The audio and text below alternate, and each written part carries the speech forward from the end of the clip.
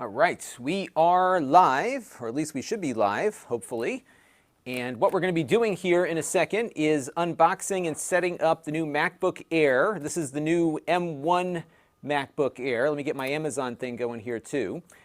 So what we're going to be doing is kind of running through the initial setup with this in this stream. So of course there's a lot of reviews that came up already for this, but given that I am an average consumer here, I had to wait for my consumer model to show up. I didn't get an early review loaner here. And what we're going to be doing is probably a 2-hour or so stream. And if you're watching the recorded version of this on YouTube, I'll have chapter markers in there so you can jump to different parts. And my goal here is to get this thing set up. I'm going to run a couple of different tests on it. We've got 2 different benchmarks, and we're going to run Final Cut Pro and some of the things that I typically do in my normal everyday workflow, because I'm very curious to see what this new M1 processor means for performance, especially given that this is a really brand new chipset for a PC. This is running with Apple's ARM processor. So this is going to be a fun one, I think. And the first thing we're going to do is get this unboxed. And let me just tweet out something real quick, too, to let everyone know that we're live and doing all this stuff. We'll get them over to the Amazon one here. So let me just tweet that, and then we'll get going. And I see I got a bunch of you already logged in. There's a lot of curiosity about this. And the reason is that Apple is essentially leaving Intel as the primary driver of their processors. So this is a pretty big deal. So, and again, we're always behind the 8 ball here on getting the Apple stuff in early. But it looks like we got a bunch of people popping in. I've got quite a few, 78 already on Amazon, because I think there's been a lot of news about this. So let's get this unboxed here real quick, and we'll see what we've got in here. Now this does not run Windows anymore, so you could always run Windows on the Mac. In fact, when I switched over to a Mac as my daily driver back in 2006, it was because they were running Windows, but now they will not be able to run Windows for the foreseeable future, although I've been hearing people talk about the fact that these new devices are running Intel software through their Rosetta translation or emulation, whatever they do to make it work. They say it's actually running pretty nicely, so we'll have to see how that works. So this is the unit. We'll look at that in a second. We've got our usual stuff here from Apple. We got the power cord. We have a little instruction guide for setting everything up. Now this does not look any different. Here's your, ooh, look at this, silver Apple stickers. They used to be white. That's cool, they're kind of metallic. How about that? I still have, I think, some of the Apple stickers that came with my Apple IIc way back in the day. And then we've got the power adapter. Now this one is fanless, and I'll answer some questions here as we're going here. This one is fanless. And I bought this one with the 8-core GPU. They've got one that's got like the 7-core. And I was like, you know what? For whatever it costs, let's just get the basic top-line configuration on the Air. And the reason I did that, you know what? This is not like, it's wobbly. I don't think it's my desk, is it? Oh, you know what? I think I think one of my feet here is higher than the other. This is a little bit wobbly. That's not good. So we'll have to investigate that further. Let me zoom the camera in a little bit on my second view so you can get a view of the side panel here. Let's just zoom in a little bit. And yeah, we're going to have some fun. It's going to be, you know, one of these couple-hour setup things. So what you've got on here are this is exactly the same configuration as the 2018 from a not, you know, inside, but outside, as the 2018 version. So we've got 2 Thunderbolt 4 ports here. And these are, I think this is actually the first non-Intel computer that has Thunderbolt on board. So you got 2 of them on this side, but nothing on this side but the headphone jack, which thankfully still remains intact here. So that was good. And let's open it up here and see. Yeah, so it's not, ooh, it dings again. It's stable now. It wasn't stable when it was closed up. So it looks like my feet are okay here. And let's get this booted up for the first time. And I'm going to actually connect mine up to my network because I have a bunch of software that we have to download to it first when I get everything set up. So we'll march through this. Now this does have the Apple True Tone display. So that is, Okay, thank you. She's talking to me. So it will look a little nicer than the typical one. The MacBook Pro has a slightly brighter display, but this one doesn't look bad to me. It's at the highest brightness setting right now. We'll go through it all as we go. And I just got to connect it up to my Wi-Fi real quick, and I'll plug it into Ethernet in a few minutes after we get everything going. And we'll go from there. So let's just get that password typed in. Now, one of the cool things about Macs, if you haven't used one before, is that they have these really cool click pads that don't actually click. It's just I already got the spinning wheel here. They give you a little bit of haptic feedback to make it look like you're clicking. And we got to get through the rest of this stuff. Looks like you can migrate from a Windows PC if you want. I'm going to set this one up from scratch just because, you know, I wonder if it is my desk, because it's a little wobbly like right here. That's weird. Let me see. Do I have another? Well, we'll deal with that in a little bit. Let me log into my... And the keyboard hopefully is better than what they've had on these Macs for a while, because I've had some real issues with my keyboards here. All right, so I'm just going through the initial setup here to get things going, and we'll move on from there. And I've got some chats on the Amazon chat already, so we actually got a lot of people on the Amazon chat right now, which is great, and about 110 on YouTube. So Michelle says it looks so thin. Yeah, it is very thin.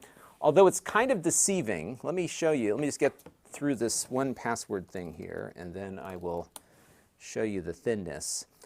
It's actually very close in thickness overall to the MacBook Pro, and the difference on this one is that they taper it.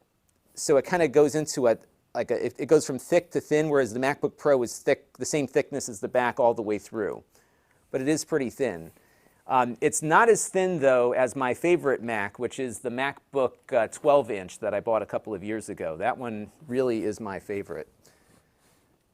And I was hoping that they would make this new M1 the same, you know, with that in this form factor. So I've got this is my little 12-inch Mac here. I don't know if I have so many things hooked up to it. Let's see if I can get this out of here. Oops, there goes my phone.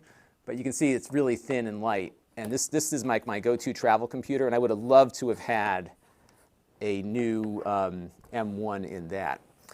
So let's take a look at the YouTube chat here. I'm going to have to start getting Jake in on these chats to help me out. So I missed a whole bunch of my YouTube chats already, but we'll see see what we've got. And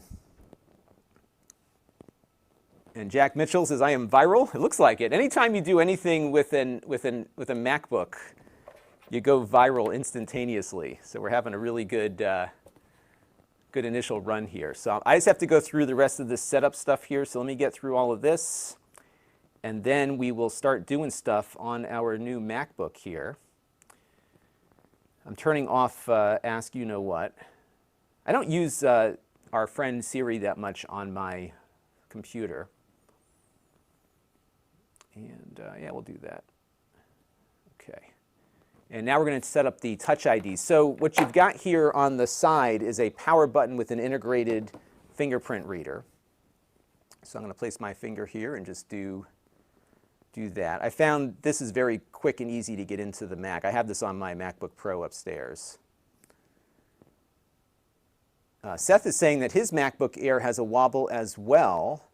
So I wonder if there's something like they have a little manufacturing problem. Here, let me pull up his chat here from YouTube. So I'm going to have to try this. Upstairs I've got, you know, a marble countertop, so we'll see if that works. But it is a little wobbly. And that's not something you would expect that Apple would have. So I'll probably have to ship this back after we're done reviewing it. So we'll see what happens. General wants to know if I'm going to be doing Blender testing. No, I'm going to do the stuff that I do, which is mostly video related. We'll run some of the Geekbench benchmarks. I've got Cinebench we'll run on it. But we'll see what they do. All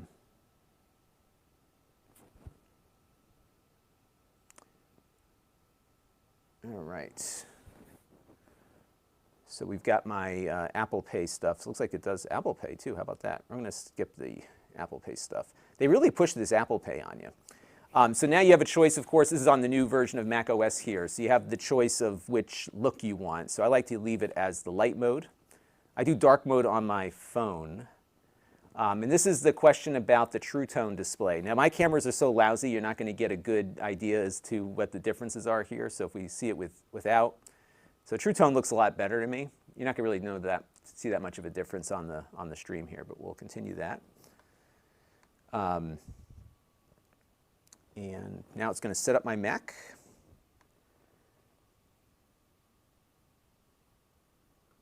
And Thor here says that his wobble's on the desk. I'm assuming because the desk is uneven, not the Air itself, but we'll find out when I get upstairs. And what I'm going to do now is just turn on my, I did upgrade my other Mac to this, so I'm somewhat familiar with the new layout. They completely changed everything on Mac OS X here. Now what I'm going to do is get my Ethernet hooked up. And we'll see what goes on here. So Jack is wondering, the Air does not have the touch bar. Yeah, so the 13-inch MacBook Pro with the new processor does have the touch bar, but this one does not. And Jack is asking in the Amazon chat. And I've got one of these. I should add this to my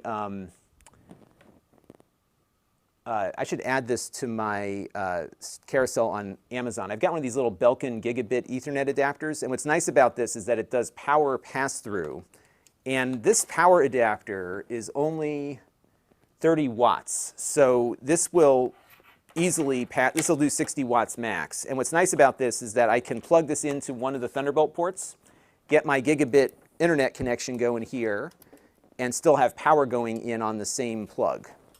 So that is really helpful. I'm going to add, actually, let me add this to the Amazon thing right now so you all know I've got it, where to find it. Where to find it. So let's go Belkin, USB-C. Give me 1 second here. I just want to help our Amazon shoppers find what they're looking for. If I can find it quickly on the search here. Yep, there it is, 35 bucks. So I'll add that to the mix here. And we're going to do a couple of other things today also, because I do have an external GPU on the other side of the room, so I'm curious if that's going to work with this or if we even need it. So we'll see. Jack Mitchell has the Anchor port for his Pro. He likes that. Yeah, there's a bunch of these out there. I think they're all made kind of in the same place. I have another one from StarTech that works pretty nicely too. This one just happened to be right in front of me. So let's just plug this in. And then we'll get this on the network. Now, one of the things you should be looking out for when you are using Ethernet on your Mac is setting the priority of the network adapter. So I'm going to plug this in real quick, and we got power going to it. And what I suggest you do is go over to your network settings, and you can see here, let me zoom in a little bit. You can see here on mine that the USB, oops, let me get my camera adjusted here. The USB has taken the priority. In other words, it is the top of the list. Let me move the window down here a little bit. So when it's at the top of the list, that means that that adapter, because it's on the same network as my Wi-Fi, that adapter is going to go first, so I'll get the highest speed out of it. But if for some reason you attach an adapter and this isn't there, what you can do is go over to the set service order, and you can drag this above the Wi-Fi. So if I put it below the Wi-Fi will have priority, and if I leave it above the Wi-Fi, it will have priority for the Ethernet, and that's what you want to make sure you've got. Because I've had a few occasions where I've plugged in gigabit Ethernet and I'm on like Wi-Fi wondering what the heck's going on. So that is something just to keep in mind. This is fanless, by the way. So we'll see how that works. All right, so we will go on from there. Okay, so we got that going. So now what I want to do is I want to go load up some software on here. I think we'll start with the benchmarks and kind of go slowly from there. So I have a benchmark, actually two benchmarks that I want to download. So we have Geekbench, and we'll figure it out. Yes, by the way, Jack is heading out, but thank you, Jack, for popping in. And for all of you on Amazon, definitely follow me, because we do these kind of things all the time. So definitely check me out. And if you're on YouTube watching, head over to Amazon and follow me there too. Okay. So I got so many questions in here, and I'll try to keep up with it and see where we go. I'm not sure how I'm going to measure the thermals because there really isn't a Mac benchmark, I don't think, that can do that effectively. So if there is a benchmark that is good for measuring Mac thermals, I will definitely check it out.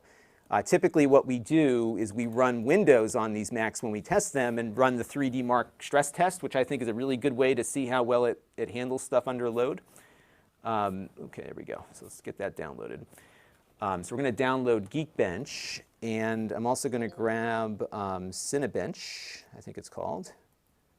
And we'll get started with these two, and then we'll put, and these are both now optimized for Apple Silicon. So we'll get started on some benchmarking first, because I'm, just to see what it's going to compare with and how it's going to compare. And then we'll get more complicated as we go. Now this one has, I think I got 16 gigs of RAM on this one. So this one's like about $1,500 as configured. I went with the 8-core GPU version, because I was thinking like 7 cores versus 8, like what's the difference? But you may as well get the best one. So I got that. And then I did get the 16 gig version because I wanted that, because I need it for video editing and stuff. And I've been running with 16 gigs on my Mac now for probably 7 or 8 years. And that's worked pretty nicely for me. So there we go. All right, so let's do the Geekbench real quick, and we'll run this. I've got other scores from other computers, so this is a good way to kind of get started. So we're going to start with the CPU benchmark. And as you can see, it detected Apple Silicon, so this has been optimized. And we'll see how it does. All right. Actually, let me check one thing before we go too much further. I just want to make sure there's no like background tasks that are really eating up the CPU. Sorry for the focus problem. We'll get that fixed here real quick. And I'm purposely shooting the screen because I don't want to have anything kind of eat into that. Yeah, so here's the problem. It is doing some kind of photo library sync. And so that is consuming the CPU at the moment. So let me see if this is like a background task, and maybe that will get pushed down. But this is the problem when you first get your MacBook. You've got all this stuff that's going to sync up, and that might impact things. So we're going to run the CPU benchmark, but I'm probably going to do it again a little later after some of these things get done here.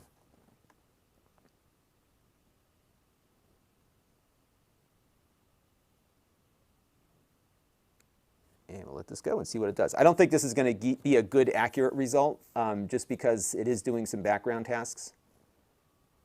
So we'll see how it ends up doing here.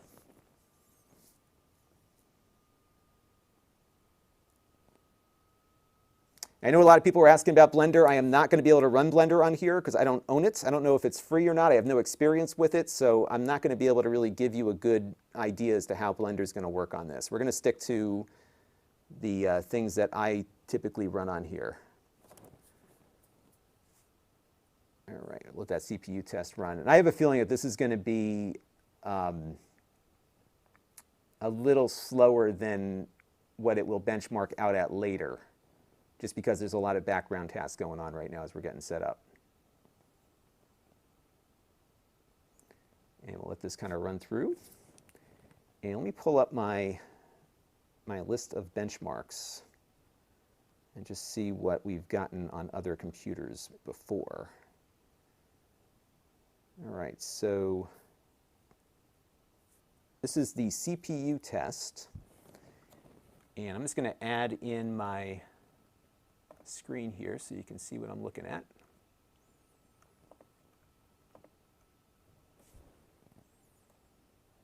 And just to give you an idea as to what we've tested out before on other Macs, this is kind of the result that we've gotten. So the big number here will be comparing the MacBook Air 2018 to what we're getting on this new one. And like I said, I think we're going to see a different result here as this thing is continuing to work out, because this is what we just got. And so this is running behind like all the Intel stuff that I've tested before. But again, I think that's because we've got some stuff running in the background. So I think we may have to wait a little bit on this, because if we go over to our activity monitor again, you can see, let me run this again and see if, because that's kind of a, right? Because if I look back on what we got before, you know, so the multi-core test is close between the i5 version of last year's, but I'm convinced that's got to be a wrong number. You all can tell me what you think in the chat room there. So give us a second here. Thank you for the super chat, Justin Miller. Much appreciated. Let me see what he's got to say here. Yeah, so we're going to probably get to that stuff in the review. I'm not sure I'm going to have time today. I'm trying to get all the benchmarks done, but I will try to get to Homebrew and see if it's available. Maybe somebody in the chat can answer if that is the case or not. So this is what's bugging me, is that like this photo library thing is consuming essentially like a core and a half. So that could be why this is why the score was lower than what I expected. And this might impact our stream because we've got, well, you know what we'll do is let's let that kind of run through its thing. And in the meantime, I will download Final Cut Pro and get that going, because that's my big curiosity with this. Is like, how is Final Cut Pro going to run on this? So we'll download that, and I also have to grab a couple of other things too. We have to get Motion, which is Apple's, kind of like Apple's version of After Effects. I don't use it for much, but I do use it for my opening title.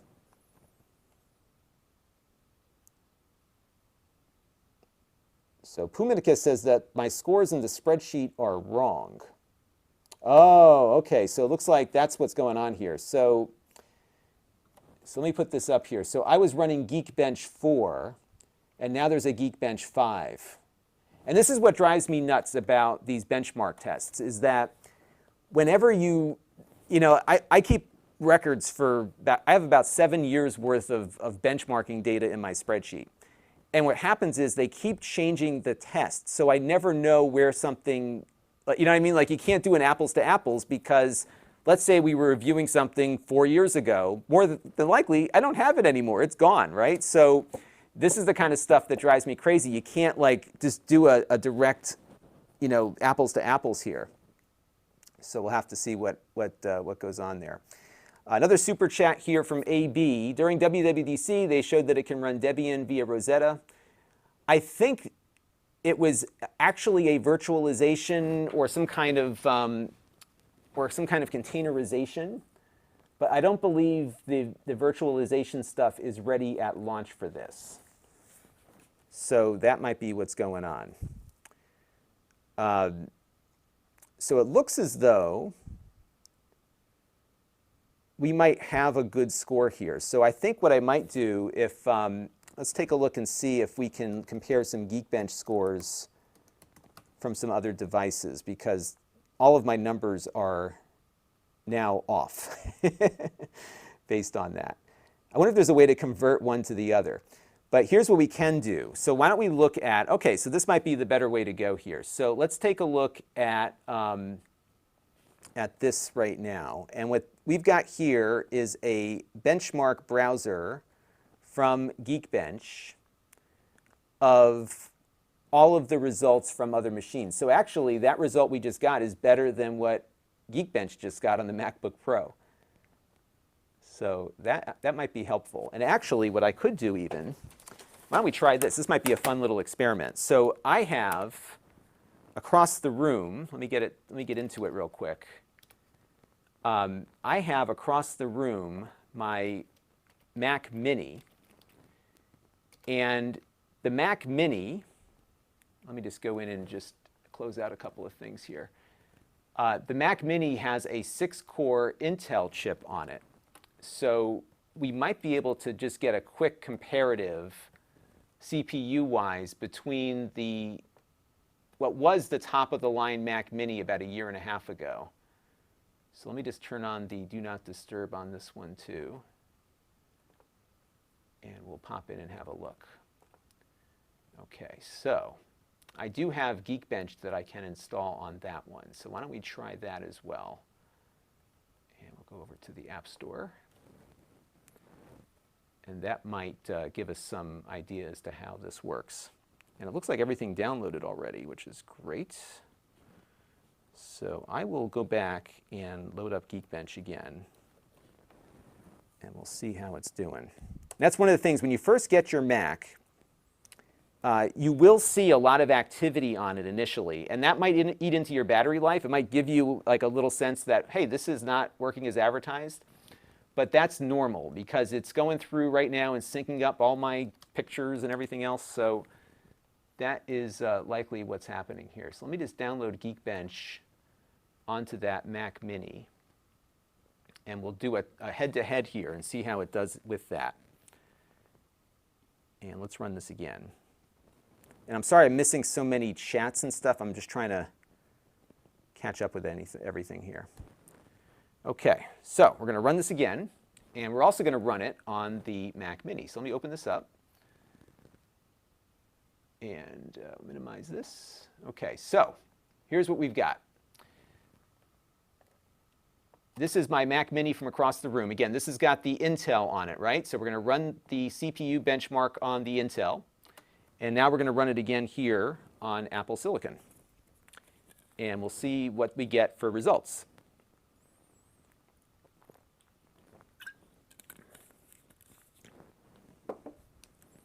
And what I'm kind of doing today, everybody, is I'm just trying to get a feel for it. So what I like to do when I review laptops, and any computer for that matter, is that I try to get, kind of familiar with it. I have certain things that I run all the time.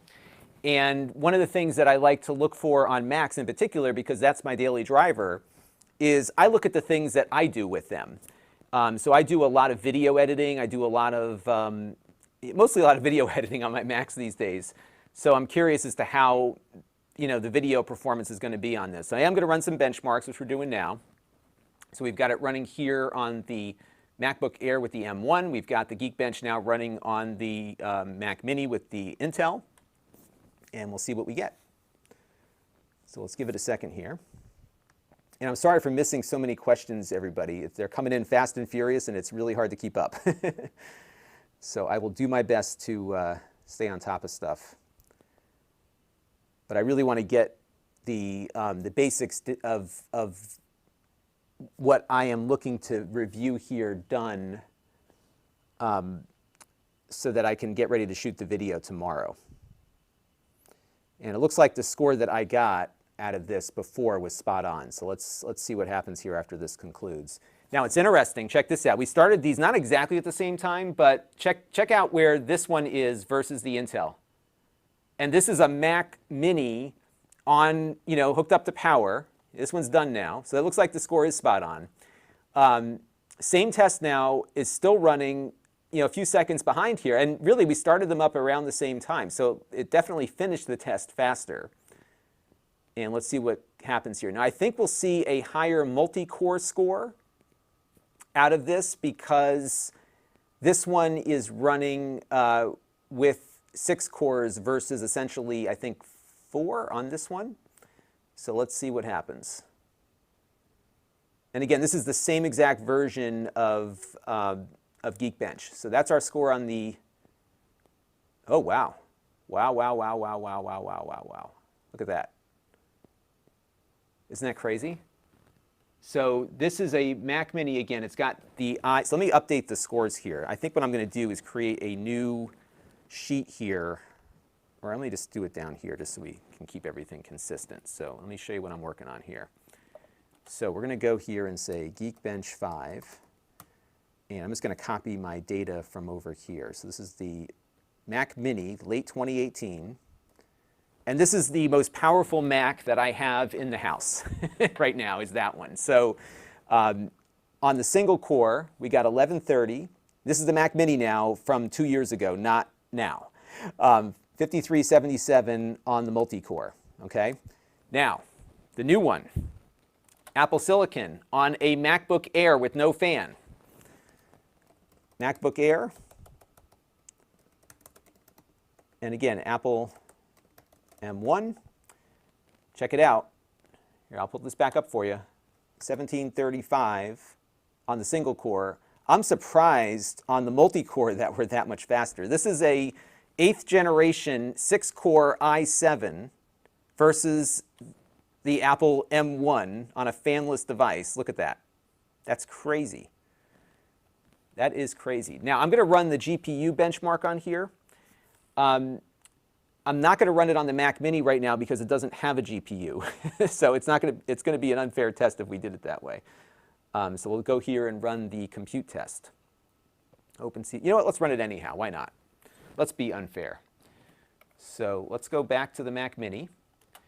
And I'm just going to close this out. And we're going to go to compute. And we'll run the compute benchmark. All right, so I'm going to run them both at exactly the same time. And I can tell you that this one is, the little Mac Air here is going to kill it because the MacBook Air essentially has a GPU and this other one doesn't. Ready? 3, 2, 1. Okay, so they're both running at the same time. Here they go. And let's see what we get.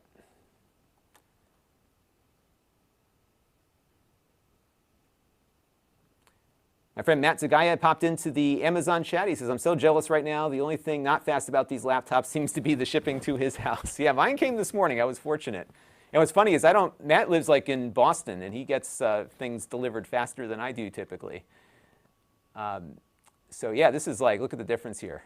But that's because the MacBook Air essentially has a GPU and the Mac Mini really doesn't. This has the Intel graphics.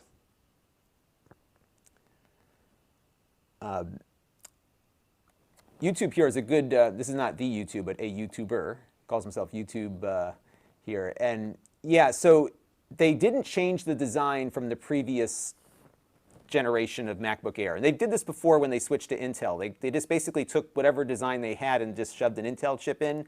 They're doing the same thing now with these. Because I would have loved like a super thin and light MacBook. By the way, this test, you saw that ended. This one's still going.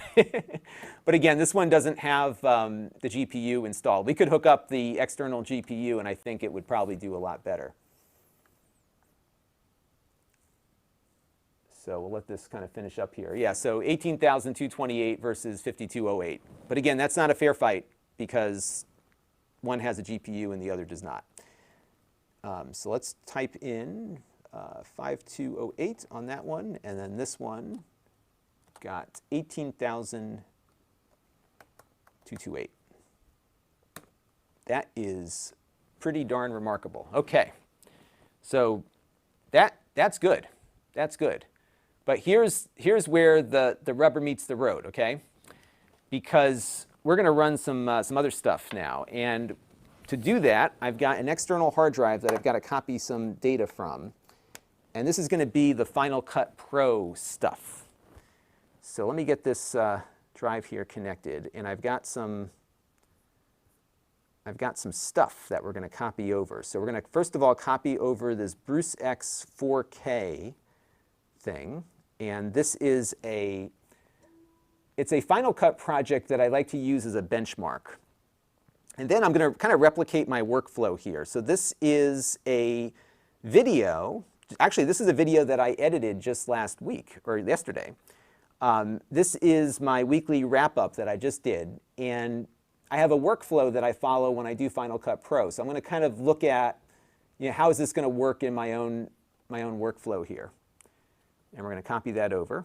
This is coming off of a Crucial solid-state drive here. So it's got 25 gigs, but it's going over USB-C. This is a 10 gig USB-C, so it's taken about less than a minute to copy all that data over. And so I shoot on these super large ProRes files, but I have to compress the video down to send over to Jake, who's my editor here. All right, so there we go.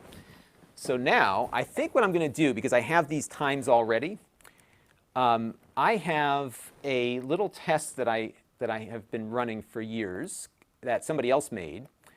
And it's called the Bruce X 4K. It's actually going to render out a 5K video. And let me just move my little timer down here. Now I've got a little timer that we're going to run. So when I'm looking at this later, see that little timer there? And I can hit I think I can hit the Y key, or is it the T key? Yep, there it goes. So then I can hit my Y to pause and Y to unpause, and then I can hit U to reset. So we're going to run this little timer here when we're ready. And what I'm going to do here is just get Final Cut Pro running.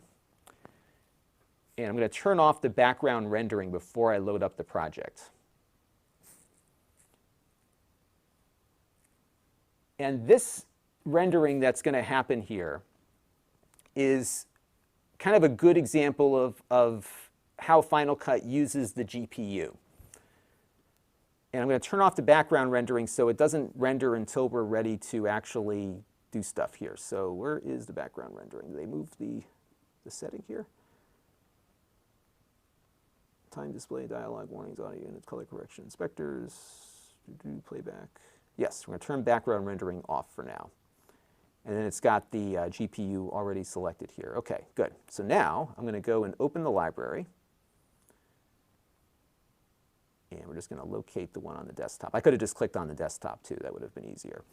One of the things that I love about Final Cut Pro is that the projects that you work on are super portable. So we're going to say yes to that file permission. And I just want to make sure that, okay, good. So everything here has not been rendered. So those little dotted lines there at the top mean it hasn't been rendered yet. And what this is just a bunch of stuff that is consistent. So this is written up by a guy, by the way, not me. And I'll put if you do a search for the Bruce X, it's called Bruce X Final Cut Pro Benchmark. And there's a blog post that you can find when you Google this that you will see here. So that's what you want to look for. And that will be of help, I think. And again, I'm very sorry for not keeping up with questions, everybody. I will do my best here to help get those going. I don't have a lot of, I guess it's good to see, by the way, so much activity here. I just don't have a lot of time or ability to keep track of everything. Okay, so now, the way we run this benchmark is we're going to pull the little clock up here, and I'm going to set up my B-roll recorder here as well, because I'm going to record this running locally. And I have times that I have run this before as far as how long it took to execute, and we'll compare those times when we get through this. So that's what we're going to do first.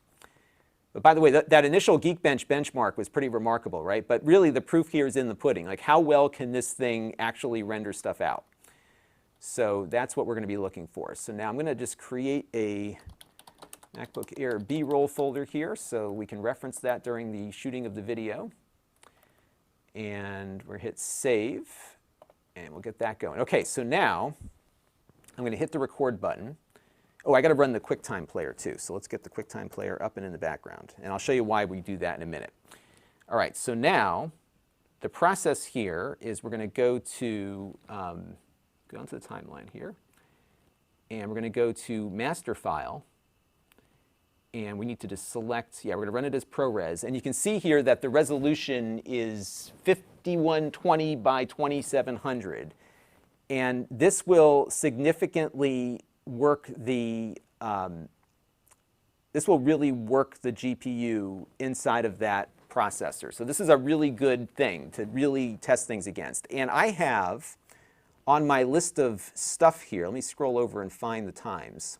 We got to run it 3 times to get an average, because heat will play an impact here, and this will be kind of interesting. So let me show you what the times to render have been on other machines.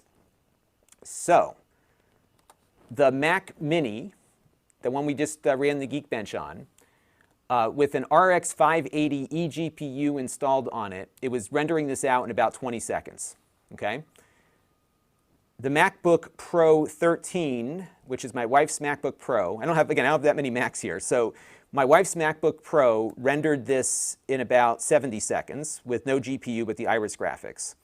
The Mac Mini, the same one that we had the eGPU hooked up to, when it was on Intel graphics, it did it in about 80 seconds. And then the MacBook Air, I'm assuming these are seconds. What is this? 120 plus 56. What the heck did I do here? I think I must have counted. Okay, yeah, that's what I did. I counted out minutes. Okay.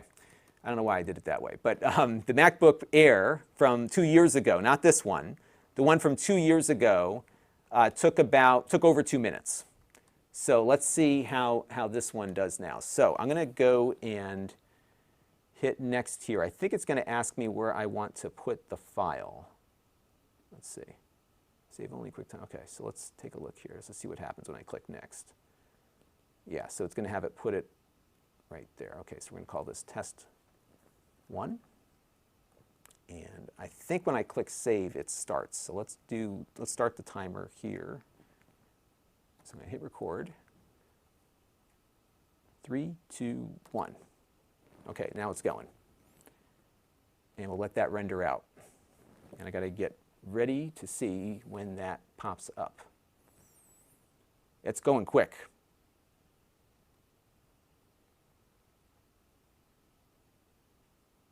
Okay, so it was about, here, I'll stop this now because I didn't hit the right key, but I do have a way to check this out. Okay, so it looks as though, let me hit the pause button on the timer.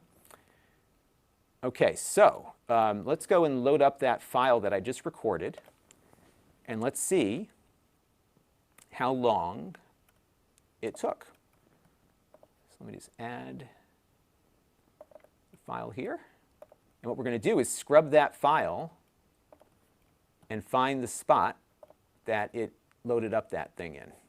So let's just pause that real quick, and we'll just scroll. Let me turn the timer off so it's not confusing everybody. And okay. And we kind of, right here was when it stopped. 16 seconds. Wow. So let's go to my little thing here. This is the MacBook Air. And I'll sort this out when we're done here. 2020, Apple M1 for graphics. Our first run was between 16 and 17 seconds. So I think, let's take a look here again and see exactly when it hit. It's not the most precise timer that I have here, but it's the only one I got. So it looks like it was done right, yeah, I'm going to say 17. It was probably like 16 and a half or something, right? But there you go. So it is faster at rendering this. Now, this is just the first test. It is faster at rendering versus an RX 580 equipped Mac. That's pretty amazing for a laptop. So let's go and run it again. And it's not pre-rendering anything, so the next time we run this test, it's going to be exactly the same scenario here. All right, so this is going to be the second test. And we'll go back and do this, and I'll hit record also right before we do it. Okay, settings. Okay, and we're just going out to ProRes 422 here, the base, and that's what I did on the other ones too. Okay, so we'll hit next, and I think it's going to ask me to save the file again. Yep, call that test 2. And nothing's getting cached up here. This is all 3, 2, 1. Okay, this is all going in real time here. So it's re-rendering everything that it just did.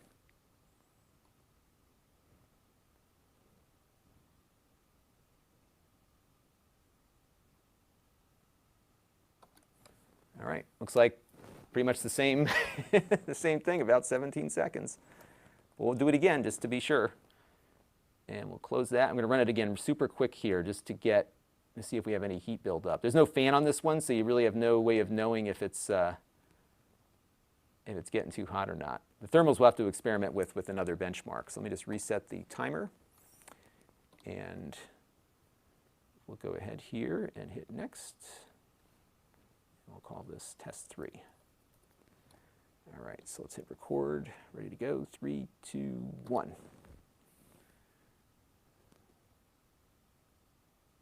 And we'll see what we get.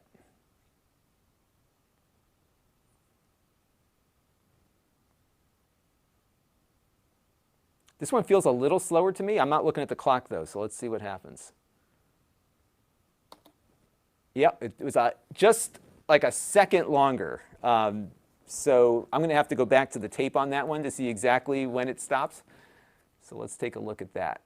But we definitely probably saw a little thermal throttling going on there. So this would be why, and this is marginal, but I think if you were, it's not getting that hot though. It's not warm.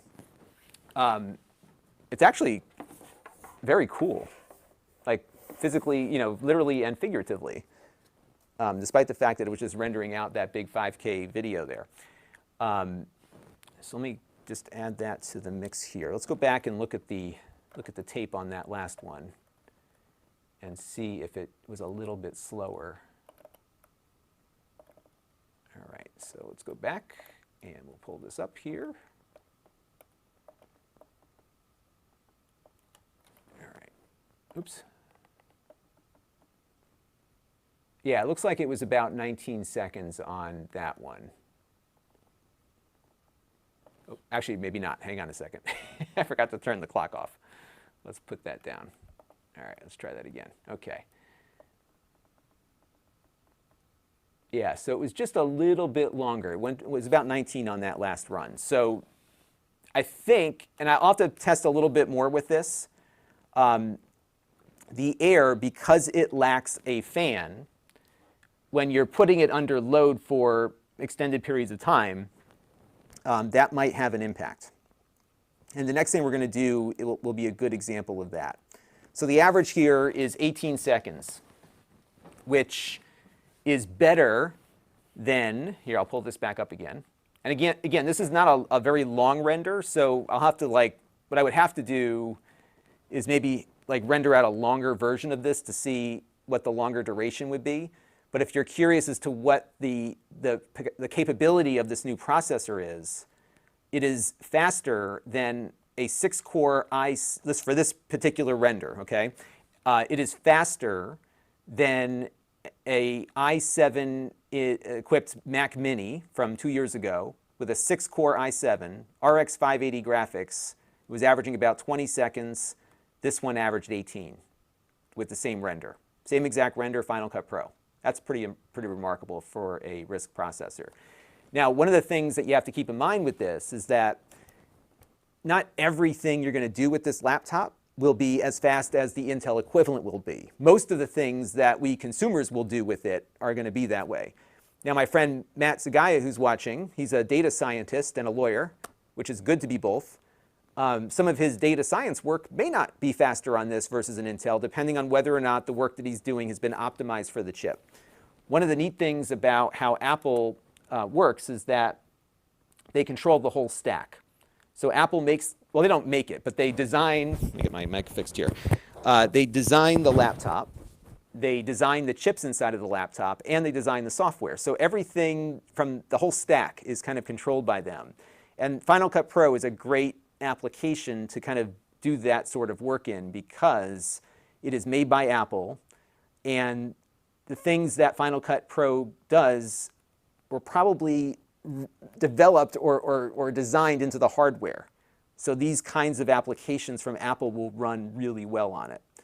All right, so that is that. And the next thing we're going to do is kind of a little race here. So I've got my weekly wrap-up video. Now, this is not a big rendering job here. Let me get the view that I like. And we're going to get rid of that. So this is not a big rendering job. This is my video that I shot that you watched on my YouTube channel last night. And if I go back to the beginning here, the one thing I've got to do, oh, good, that's right. I didn't have the, okay, so. Hey everybody, it's Lon.TV in the derelicts of old software that is no longer supported. Let's get to it. Now you'll notice here that none of this stuff is needing to be rendered except that part right here, okay? And the reason is that when I shoot my videos, I actually shoot, I shoot on vMix, but I essentially shoot in ProRes. So the video work that I do doesn't need to be rendered when I'm editing. So that's the deal there. And I'm sorry I'm missing so many so many chats, everybody. I really apologize. What I need to do is I need to call Jake and have Jake monitor these chats, because I am like trying to, focus on my review preparation here, and I'm missing a lot of great comments from everybody. I apologize for that. Now we're going to do two things here. The first thing we're going to do is I'm going to replicate the workflow that I do when I'm sending video over to Jake. So Jake is working remote during this pandemic, and so what I do is I set up a proxy file, and I have to convert all this video into a proxy format, which means I'm going to compress so 25 gigs of video, I'm going to compress down to 500 megabytes. That's what I do for Jake. And let me just let Jake know I'm going to be using his, so Jake logs into the computer over there, so I need to let him know I need it again for a few minutes. So I compress up all this video. This 25 gigs will become 700 megabytes or less, and then I send it over to him. And what I'm going to do here on the Mac Mini, which again is that Intel machine, is I'm going to replicate exactly what I'm doing on the MacBook Air here, which is getting these files converted. And I think I just loaded up the right one. Yes, okay. So let me just go into the project file here. And again, we're going to set this up just like I did on the other one. And the other thing I'm going to do here is make sure that my background rendering is off. Yep, perfect. Okay. And I'm going to select the files. And we'll do another little recording here as we do that. Okay. All right, so there we go. Okay, you know what I'll do too, just to keep everything consistent, I will load the timeline into memory here, and I will put it in the same spot. Okay, so we'll just kind of do this exact apples to apples. I will put the timeline and the marker here right at the beginning. And selfishly, this is what I'm most interested in, because this is what I do all day long. And what I am excited about with this is that when I travel, if I can travel with this versus my big heavy MacBook Pro, I'm going to be excited to do that, because, why not? Now, what we've already seen, in case you're just tuning in, what we've already seen with this is that this rendered a 5K video that is a very GPU intensive render. It rendered this faster than my 6-core Mac Mini with an eGPU attached, by a couple of seconds. So it's the real deal, at least for Final Cut Pro. So now we're going to do a real deal of rendering video, and this is going to be a longer render. This takes about 5 or 10 minutes here. So I'm really curious to see how this is going to work. And I think to do this properly, I might set up a little 2-up screen here so we can see both at the same time. So I'm going to put this background task window up here, and I'll do the same on the Mac Mini. And let me get that set up over there. And by the way, the Mac Mini I'm bringing in via its HDMI output, so I'm not having it, we're not using any of the GPU here to do my remote control of this. I've got a NDI box plugged into its HDMI. So we are not, there's nothing we're doing here that's going to slow down the Mac Mini. All right, there we go. Okay, so now I got to reselect those files, it looks like. So we'll go intro, and we'll go down to the conclusion here. And we're going to go to transcode media. I'm just going to get it set up here so we can get everything going. We're going to create proxy media. This is what I do for Jake. And I usually do now, this is a new feature they just added, which is the ability to go into H.264. So we're going to basically get that one locked and loaded here. We're going to do the same thing on this one. We've got the same number of files. We've got conclusion and all the way up to the intro. And this actually just feels faster. I just upgraded my 4-year-old MacBook Pro 15, which has a GPU on it. I just upgraded that to Catalina, and it feels so slow. Catalina is running terribly on it. And just whipping through the menus here feels faster. All right, so we're going to say I'm sorry, I did the wrong thing. We're going to go over here to transcode media, proxy media, H.264. So we've got it exactly the same on both. And I am going to put up two displays here next to each other. So let me go create that real quick. So we can get real, we want an apples to apples here is what we want. So let's go and do that. So we're going to go to virtual set on my thing here. And I just want two boxes next to each other. Yeah, this will work. And they're a little small. Maybe I'll just do it manually. Hang on a second, everybody. We're going to just create a 2-up real quick. So I'm just going to make a blank thing. And we'll get this going here. Position. And we'll just do multi-view.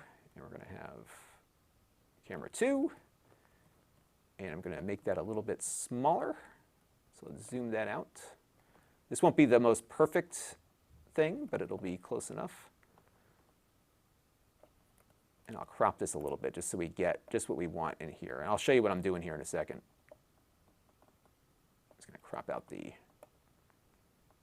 there we go, okay. All right, so hang on, I'll show you what I'm doing here so you can follow along. So we're going to have that. And then we're going to pull in the Mac Mini here too. So let me go back into this, and we'll go to our overlays. What did I do? Multi-view, there we go. And we're going to pull in camera 8. By the way, with all this stuff on my vMix system, I am still like not even 10% of my resources. This thing is just a monster. And what I'm going to do here is just kind of crop out the right-hand side of the screen because I just want to see this part here because that's really all we need, that window, because that'll show us when it's done. And then what I'm going to do is pull up our clock here underneath. And we're going to hit the button at the same time on both. And that should get us going here. So let's move that over to OK. And I'm going to have to hit like, I need like an extra finger or an extra hand. I guess I could just hit Enter probably, but let's get closer here. OK, so we're going to have those two lined up like that. And I think I'm on the money for both. And we're going to reset the clock. I'm going to hit record. And we're going to go 3, 2, 1. OK, looks like we're going. And now we are transcoding. And this will take a while. It'll look like it's not doing anything. But it's actually setting up a separate progress bar for each file. So I'll give you, let me let this kind of run through here. And we'll see what we end up with. So you'll see like the progress bar kind of start and stop. And so what I'm looking for is exactly when it ends. And I should have extended out the, I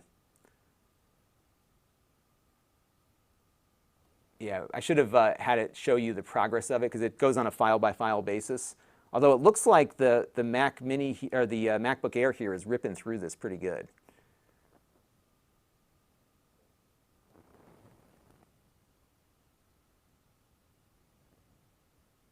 So we'll see what happens here when it finishes. I know what I'm looking at. It just probably doesn't make any sense to anybody else. I look at this all day long. So let's see what happens.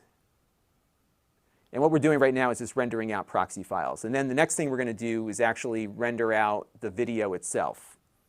And we'll see which one is able to get that going. Because what it does is it's going to convert these huge ProRes files down to something that I upload to YouTube. And unfortunately, I have no way of knowing when this is going to finish without waiting for that.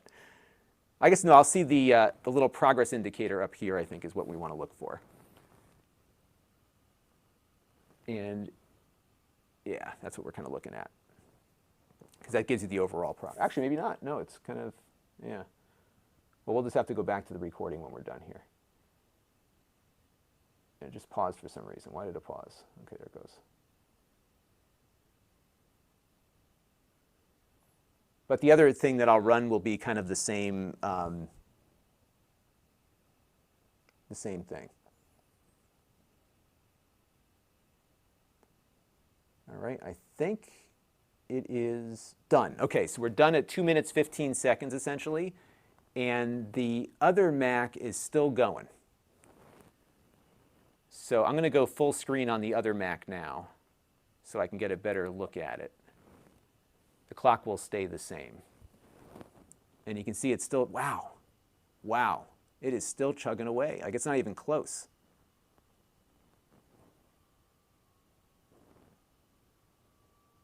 That is crazy.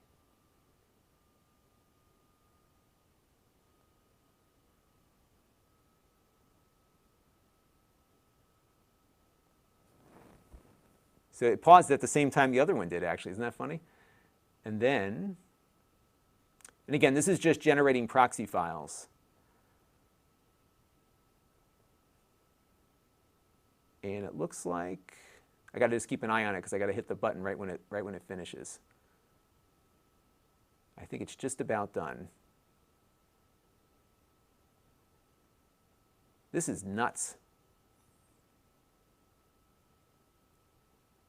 And this is just like an H.264 render here. So this is like, you know, all right, done. Okay, so the Mac Mini was about 3 minutes and 30 seconds.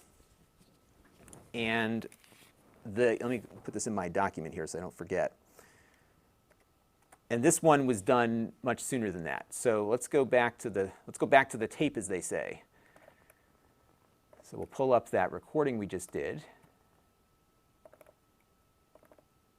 And let's take a look at that. So this, I think I said, was about 2 minutes and change, right? So here, let me get rid of that clock again. So we'll get rid of the clock. Okay. So the Mac Mini was done,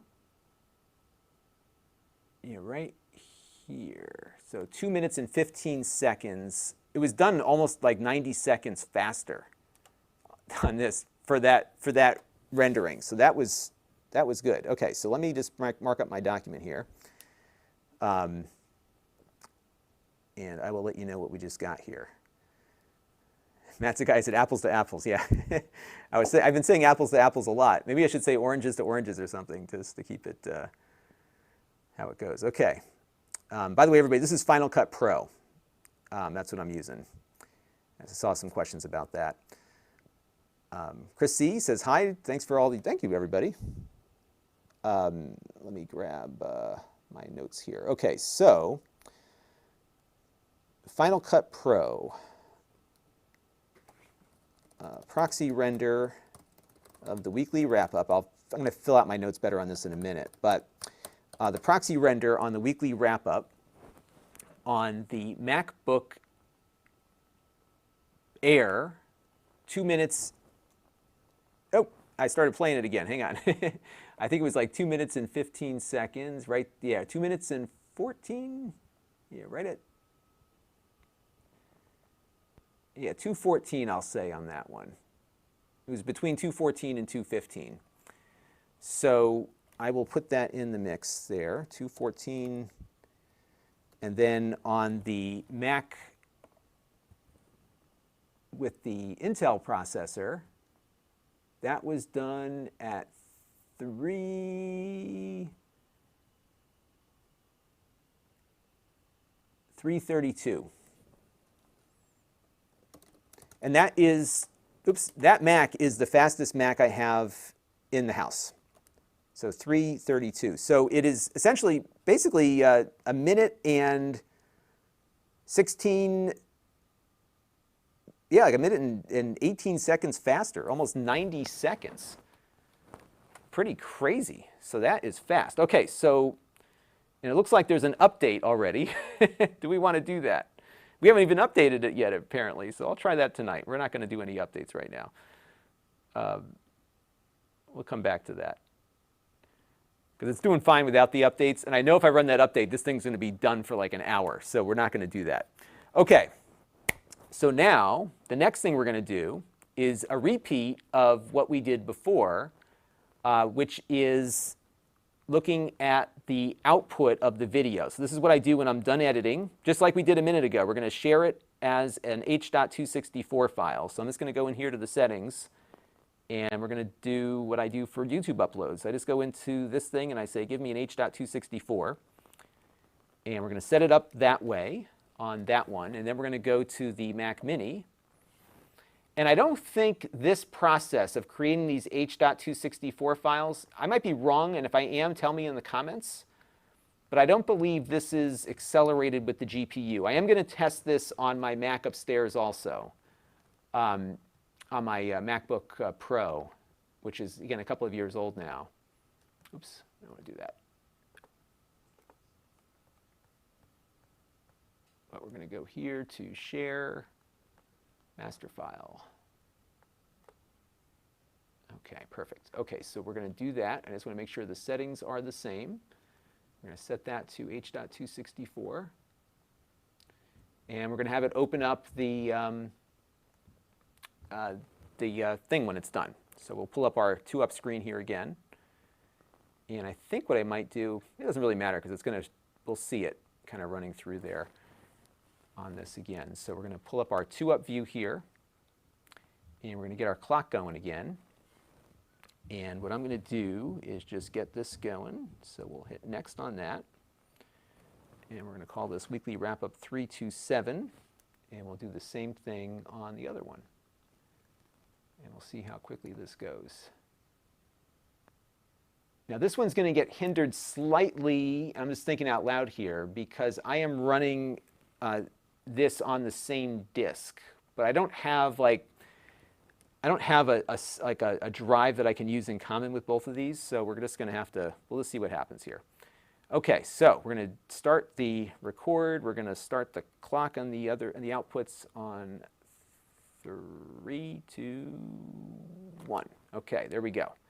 So now we're going to render both of these out. And what we want to look for here is when the QuickTime window pops up. And so you're not going to see that much on the other Mac here, so I'll just tell you what's happening. So right now it is about a quarter of, okay, that one's about a quarter of the way, and the other Mac is lagging behind on this one too. So this is pretty crazy. So let's see what happens here once this is completed. Yeah, we're about a quarter of the way now on the MacBook Air, and the Mac Mini is not quite where the MacBook Air is. So I think the MacBook Air is going to beat that Mac Mini on this one also. And I'm pretty sure this uses the Intel to speed things up, but again, I'll test this out on the other thing too.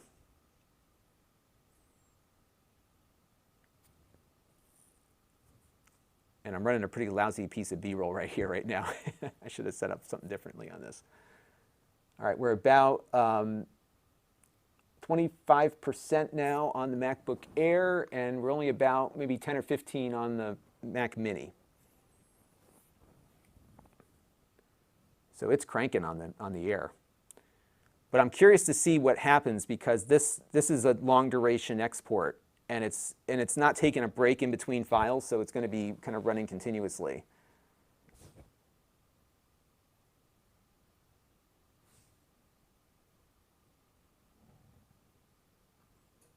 And some folks are asking about the heat on this. It is not very hot. I mean, it is pretty cool to the touch. I mean, I'm definitely feeling it. It's warm. I shouldn't say it's cool to the touch. It is warm, but it is not remotely hot. I'll have to track down. I have one of those little FLIR cameras I can put on my iPhone so I can have a better look at it later.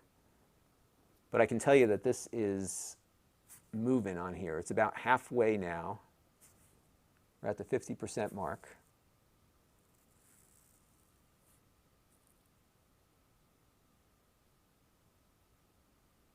And we'll see where it goes here.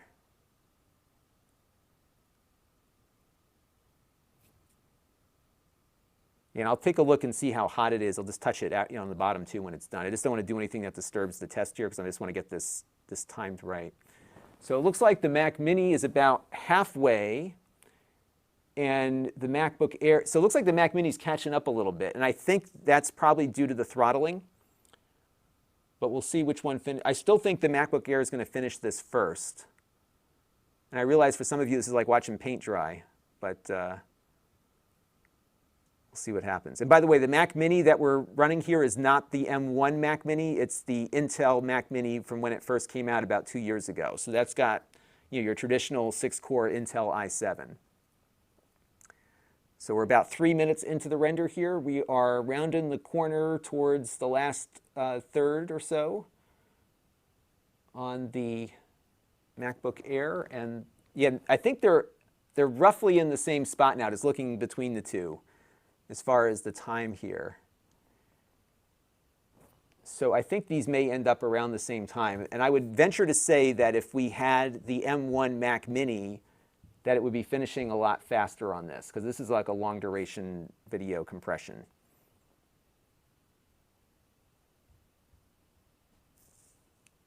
And we're almost there on the MacBook Air. That rhymes. How about that, everybody? And let's see what we end up with.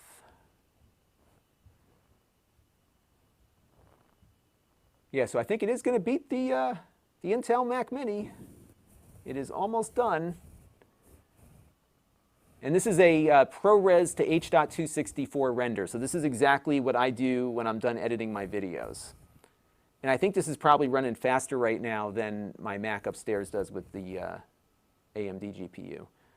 Okay, so we are pretty much done here at 4 minutes and 35, 36, 37, 38. I think we're almost there. Let's see.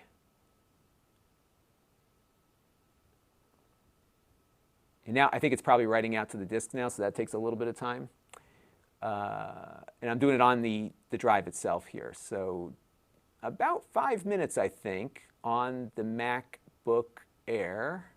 We'll know when the thing pops up. And this might be just disk I/O that we're dealing with right now. Kind of like the finalization thing. Well, actually, you know what? At the end of the video, there is more rendering, right? Because I have my credit roll at the end. So that often takes a toll right at the end of the video. But it looks like the other Mac might actually catch up here. So this may not speed up things that dramatically on my video export, but there are things like the proxy rendering that you saw was a lot faster. And I think, again, what's happening now is that we've placed the computer under some heavy sustained load. Because it is definitely chugging away there at the end. And this is just a 1080p video, by the way. This is not like 4K crazy stuff. But what's really intriguing about this is that I'm getting performance on a fanless laptop that I would have expected out of a MacBook Pro a year ago, right? Like, this is not, there it goes. Okay, so 6 minutes and 8 seconds or so. So they finished almost exactly at the same time. So there you go. And I think, like I said, I think that's a thermal throttling scenario. So that is probably what we saw there. Okay. So that's done. So what else is on my list of things to check out here? So we did the proxy workflow, and then the export about the same as the Mac Mini. I'm going to test this same export later on my MacBook Pro upstairs, which I think does it a little bit faster.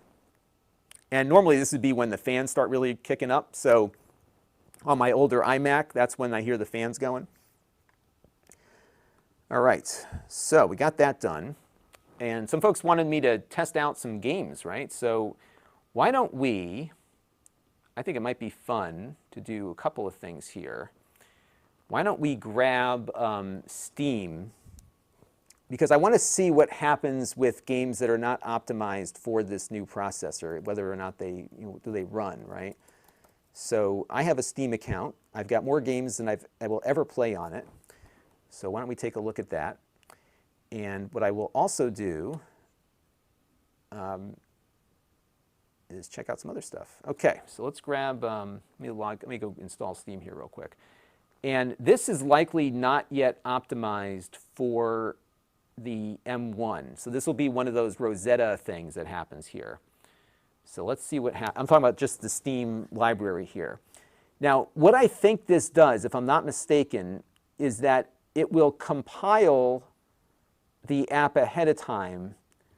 So I don't know if it's necessarily editing it versus, or emulating it versus, let's see. Because they did say that like when you load up a non-M1 app, that's going to take a little bit of time to do its thing. And that's happening right now. So what it's doing is it's probably going through that x86 code and is compiling it for that. Because you saw that we loaded it, and now we're just kind of waiting. Although I don't see the icon bouncing here, so I wonder if that's going to be part of that experience. Because it didn't say I couldn't run it.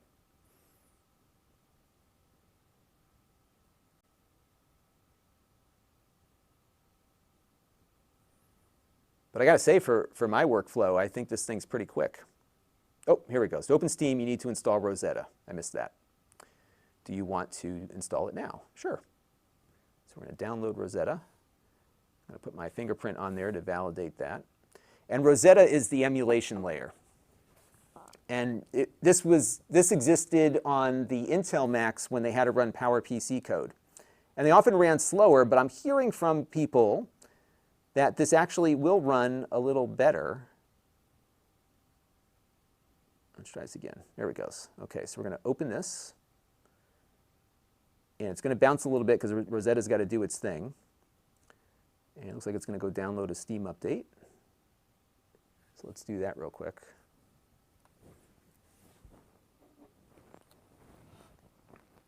Okay.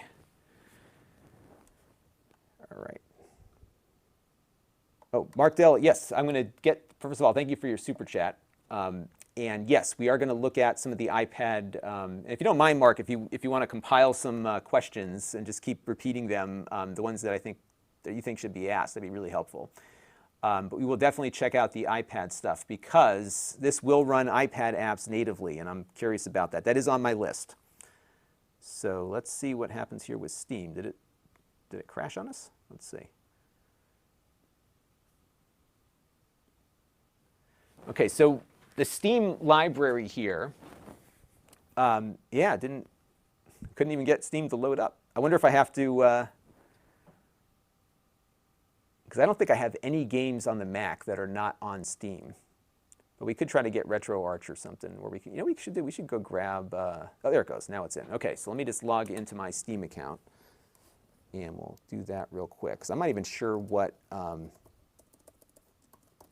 Mac games I have. What I love about Steam is that if you have a Windows Steam account or set up Steam on Windows, if there's a Mac version, you will get that not for free. You get it for what you paid for, but you don't have to buy the game again, which I love that about Steam, because it used to be you had to buy the Mac version and the Windows version and everything else. Okay, so let me go over to my thing here. I got to call some folks back in a little bit. Give me a second. I just have to type in my Steam code real quick, and then we will come back to the Mac. Got a lot of folks watching on Amazon today, too. This has been a great stream, both on YouTube and on Amazon. There's a lot of interest in this. This is like a big deal, these new chips, because this is the first big, and Apple changes their, they change their processor type every decade or so. But whenever they do it, it's a big deal. So I've had every type of Mac, now that I think about it, because I had the original, one of those Macs back there was a Motorola 68,000 base Mac. I had a Power Mac, PowerBook. What do they call those old ones? Yeah, Power Mac. I had the Power Mac with the, no, they called them the PowerBook. I had the PowerBook back in 1994. All right, let's get into this thing real quick here. Okay, so let's see what games I have that we can even try on this thing. And I'm willing to bet you that none of these games are yet optimized for Apple Silicon. So let's see what I have in my library that we can install real quick. And we have to go to games that can run on the Mac. So let's hit the little Mac thing there. Okay. So let's find something that won't be too long to download. I think Rocket League. Let's try Rocket League. So this is, again, the Intel version, I'm assuming, until they make a version that is compatible. So let's download that real quick and see how it runs. I'm just trying to see if there's anything else here that might be fun to... Yeah, we'll do Rocket League real quick. And we'll let that download. The good thing is I've got a gigabit internet now, so this should download pretty quick. It's about 10 gigs, but it'll get here in no time. So we'll download that real quick. And then we'll see how the iPad stuff runs on it. And temperature on it, let's see. I mean, this thing is not, I'm surprised by how cool this feels. Because remember, we just rendered out a bunch of video. It is not hot at all. I mean, it's just warm. That's it. Now the battery is fully charged. Yeah, the battery's 100%. So I'm guessing, if we were charging the battery also, that would impact things. But it is super cool. I don't have a temperature on it, so we'll have to see how it goes. But so far, this thing is cooking in a good way. And you know what I'll do while that's downloading? Let's see if we can find some of those iPad apps. So I don't even know where they put them. So let's see if we can get the iPad 3D Mark thing here. Does it show up? See, no. Okay. Oh, okay. So, interesting. So what you will see, you can't get, oh yeah, you can get the iPhone version too. So on this one, because this has Apple Silicon, and this is answering Mark Dell's question, we can go over to the iPad and iPhone apps here and download any of the iPhone or iPad apps. So one of the things that we've been running, I want to find the 3D Mark Wildlife, because we've been running that test on everything lately. Oh, it's not, is it there? No. Why not? That's the one I want to run. So it doesn't look like everything is there, because there is a 3D Mark Wildlife benchmark that I've been running on the iPad and the iPhone that's not there. Look at that. It's not there. Slingshot's there. So we'll grab Slingshot, but I really want to run one that's not here. Okay, so let's grab that. Download that and see how that works. What else do I have? I have so many apps. I'm trying to think what would be a fun one. Give me some an iPad app. Oh, Among Us. Okay, there you go. That's a good one. I've never played Among Us, but I guess it's free. So you can get that one. So let's get it. And we'll install that one too. And I've got to log into my account here real quick. So let me just do that real quick. And get that going. Oops.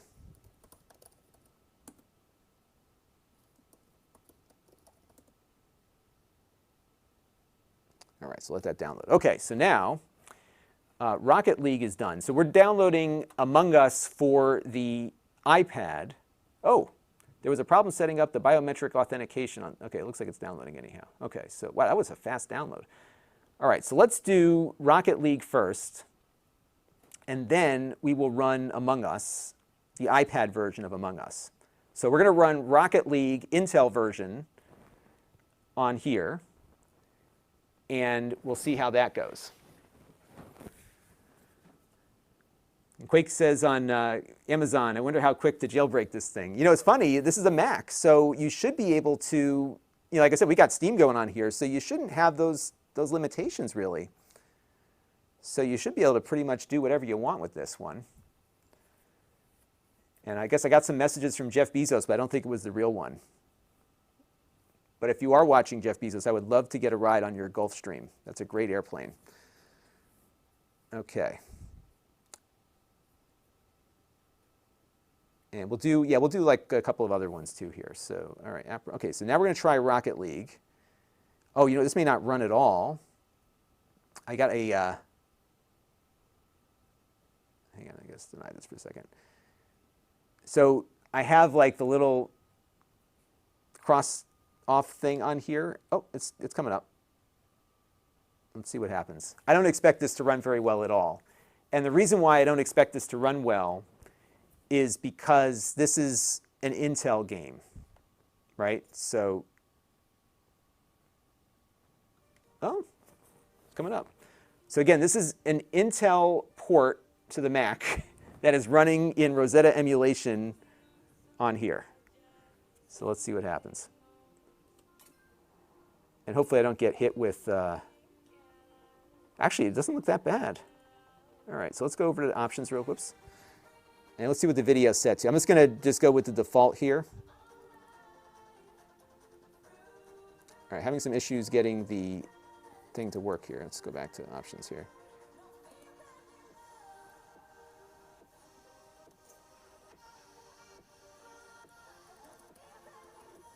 So I can't actually click to the video settings. There it goes. Okay. All right. So right now, all right. Let's just humor it. Okay. Let me turn the volume down in case I get hit with a copyright thing. So video is set to high quality for everything, 1440 by 900. And as far as I know, this is. We'll have to take a look and see. As far as I know, this is not an M1 optimized game. But it's got all this high quality stuff set up. I don't think it's going to run that well, but let's try it. And I'll just play a quick exhibition match here. So we'll play local exhibition, and we'll do a 4-on-4. Just my usual stuff here.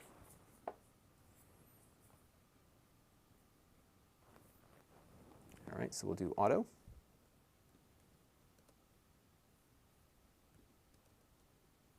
Wow. Let's get some B-roll going for this too. Holy mackerel. I don't want to say it's 60 FPS, but it feels pretty close to that. I don't even know what the controls are when you're on keyboard here.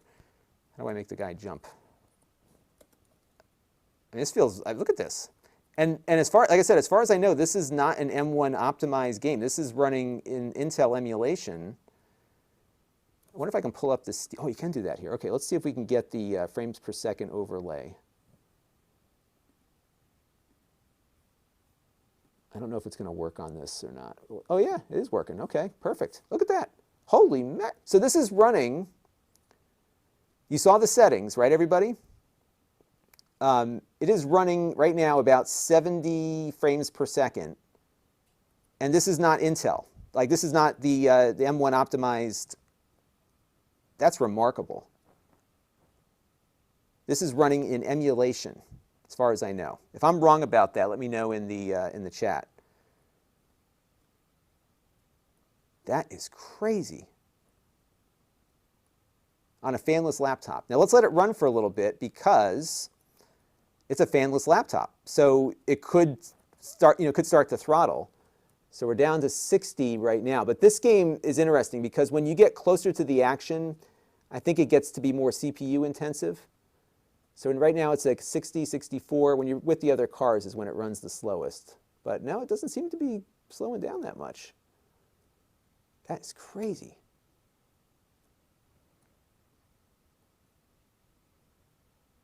Yeah, so right now up top here, it's running at 60 to 70. And this is, again, all through Rosetta. I don't think they've optimized Rocket League yet. Wow, that is crazy.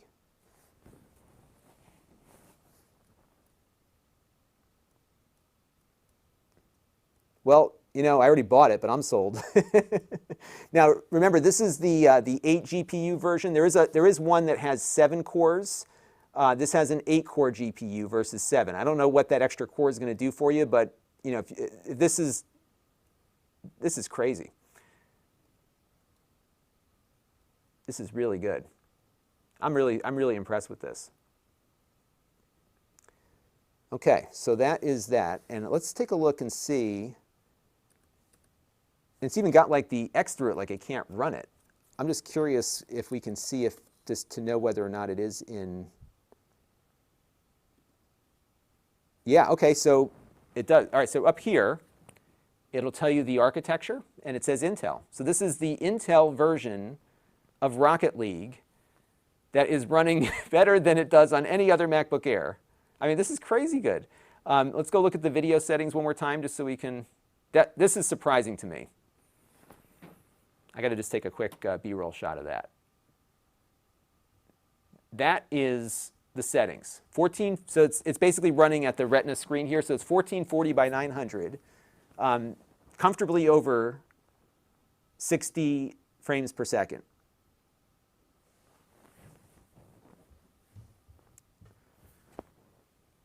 So this is amazing. I'm really impressed with this. Find me a laptop that can do that. And this is the Mac version, by the way. So if we can't run Windows on this, but I always found that the Mac version was not as optimized as the. Wow, that's really good. Okay, so let's quit out of here. You know what we should try next? Let's just try the Dolphin emulator. That's going to kill it. Like that'll be a real test here. Let's try that. So let me grab that real quick. And wow. I mean, this thing is more powerful than my MacBook Pro upstairs.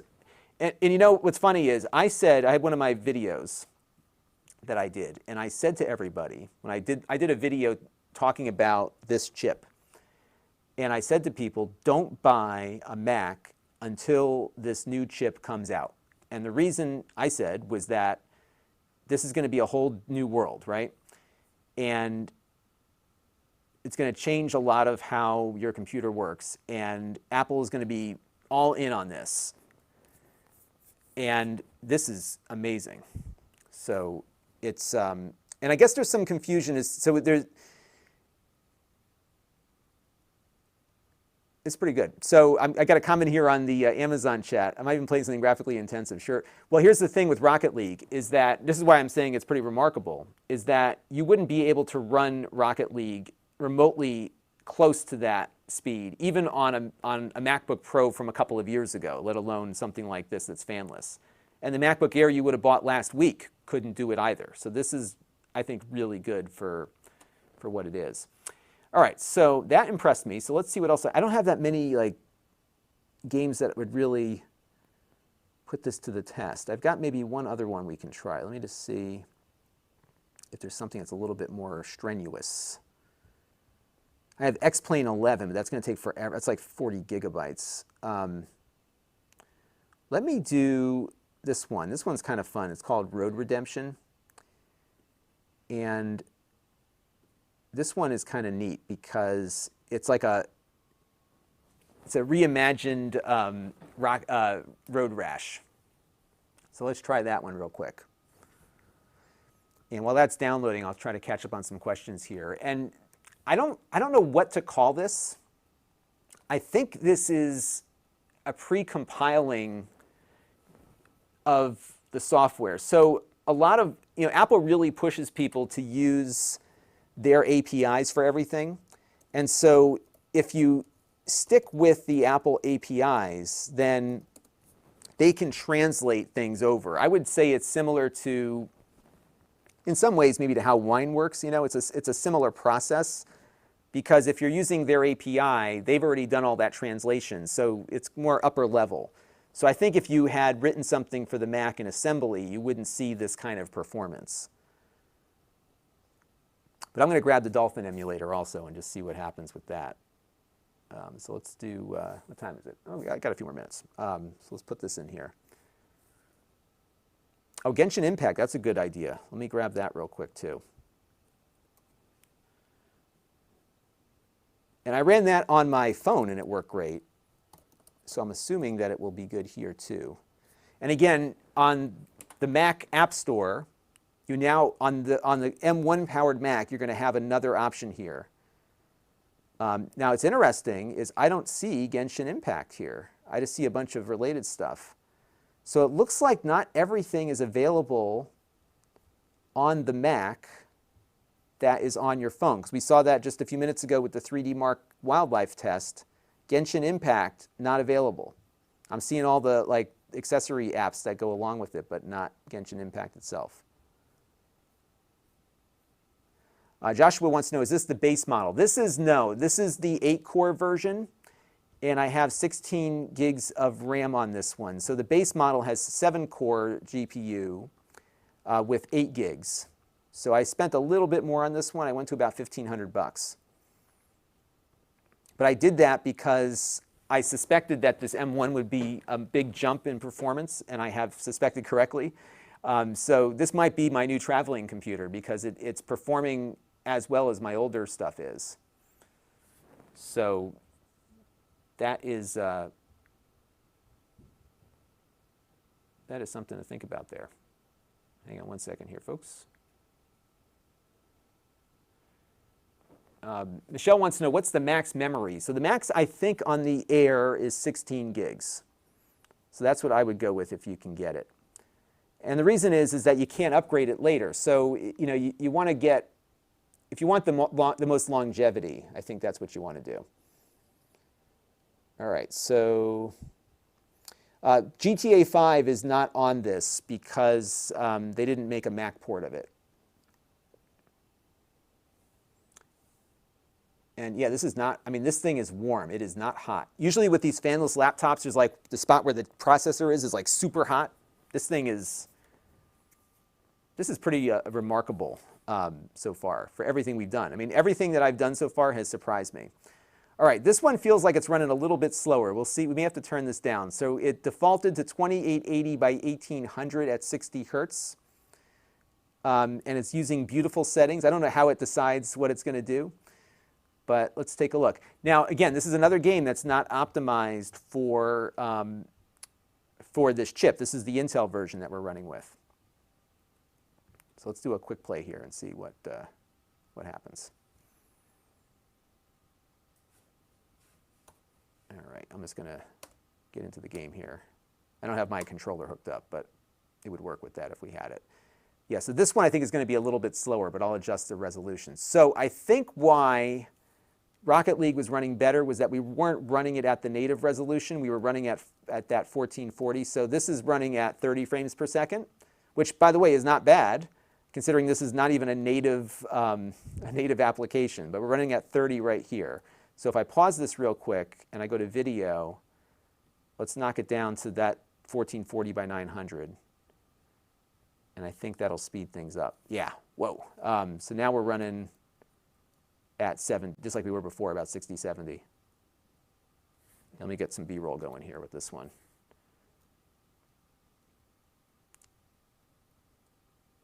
Yeah, I was going to say that, yeah, so you're going to run this kind of like at half resolution, but I mean, this is, again, not even optimized. So when they start optimizing stuff, I think you'll see it doing better. This game is a lot of fun, by the way. I was a big fan of Road Rash. Like I bought a 3DO to play Road Rash. So this game is like, it's kind of the Road Rash you've always wanted, and it gets really ridiculous. There was one level where they just start dropping cars on you and stuff, like just cars falling out of the sky. It's kind of crazy. But yeah, it's running good. It's about 50, 55, 60. And again, this is Intel. This is not M1 optimized software here. So this is a Rosetta app. And the Mac versions of all of these games have never been optimized that well either. So there you go. And let me just grab the settings here so I can show people in the video what we got.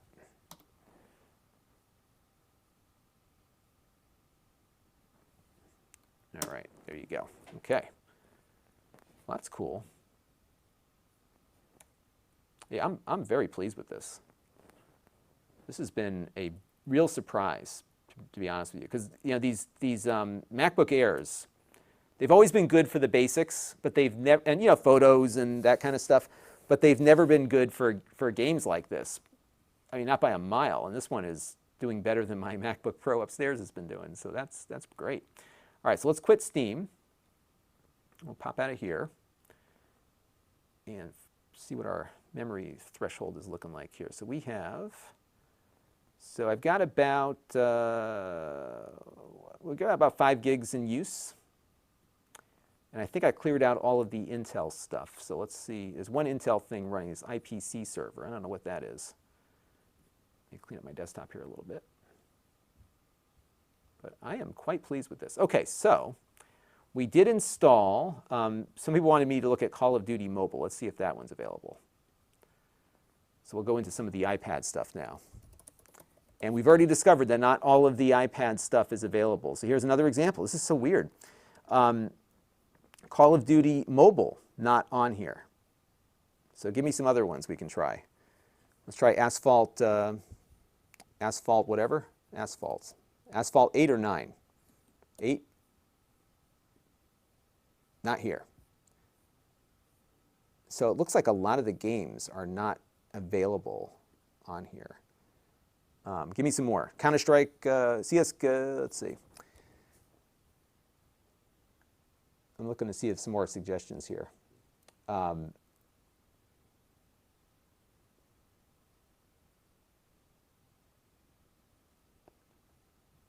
taking a look here to see what I'm missing. Dennis tried to buy the upgraded 16 gigabyte version, but the estimated delivery was a month away. Ended up getting the base model to try it out. Yeah, I think you're going to, it depends on what you're doing with it, really. I think that's what it comes down to. Mark Dell, no, you did not miss the iPad game. We're actually trying to find some of the popular ones because I'm not finding that many. Yeah, we looked around for a whole bunch of stuff, but we did not see any of those. Now, if I go into the Apple Arcade, which I'm not paying for yet, so we looked for Call of Duty Mobile. Let's load up Among Us, because that one did download. And let's just go and load it up this way. So this is going to be now an iPad game that is going to run natively here. I think there is a Mac version of this.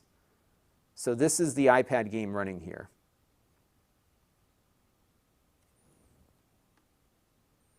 Dylan, thank you for your super chat. I hate to disappoint you, though, with this answer. This will not do Plex transcoding, because I don't think their transcoder is compatible with M1 at this point. So it will not do the Plex thing, unfortunately. I mean, it'll run the Plex server, I would assume, although it's going to run it in Rosetta. So it's probably not going to be ideal as a Plex server, at least not yet. All right, so let's see what happens here. So this is Among Us. Now, this is an iPad game, and I'm just trying to see if I can make the window bigger. I can zoom it. What does zoom do? Nothing. All right, so let's try local here real quick and see what happens. Now, this is not a touch screen, right? Because Apple doesn't believe in touch screens. So we have to simulate. I don't know if I can play with myself, if anyone else can come and play with me.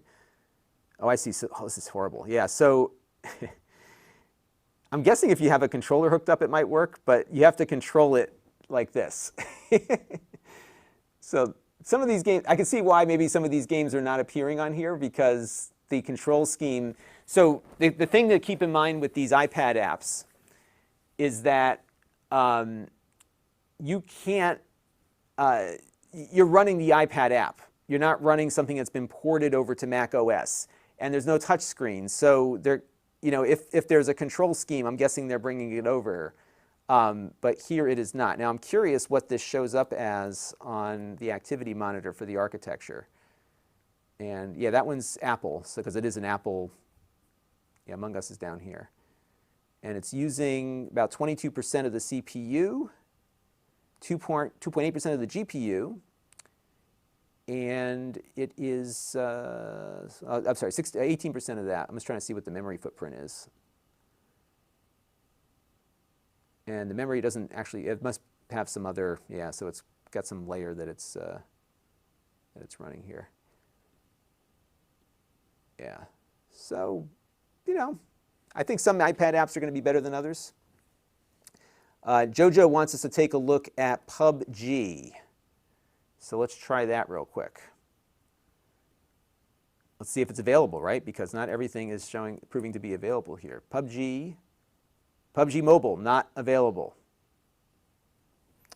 Ratnish Chandra wants to know, are we testing other apps? Yeah, we did a whole bunch of stuff on Final Cut already. So if there's something else you want to see, let me know, and we'll try to do some stuff before I close out. I've got another maybe 20 minutes or half an hour here, so before I have to close out. I need to select the thing here. Oh, you know what I didn't test yet was whether or not the eGPUs work with it, although Mark Dell says they don't yet. And to be honest, you may not need to run on there. Shadow of the Tomb Raider. Let's see if that one's in here. And again, these are all... okay, so Shadow of the Tomb Raider is available on the Mac App Store. I don't own that. And it is not on the iPad side. GTA San Andreas. Let's take a look and see if that one's on here. All right, so GTA San Andreas. That one is here. And I own that one. How about that? And I doubt this one's going to be a very good experience either because you don't have a touch screen, right? So that's going to probably create some impacts here. Minecraft. Let's see.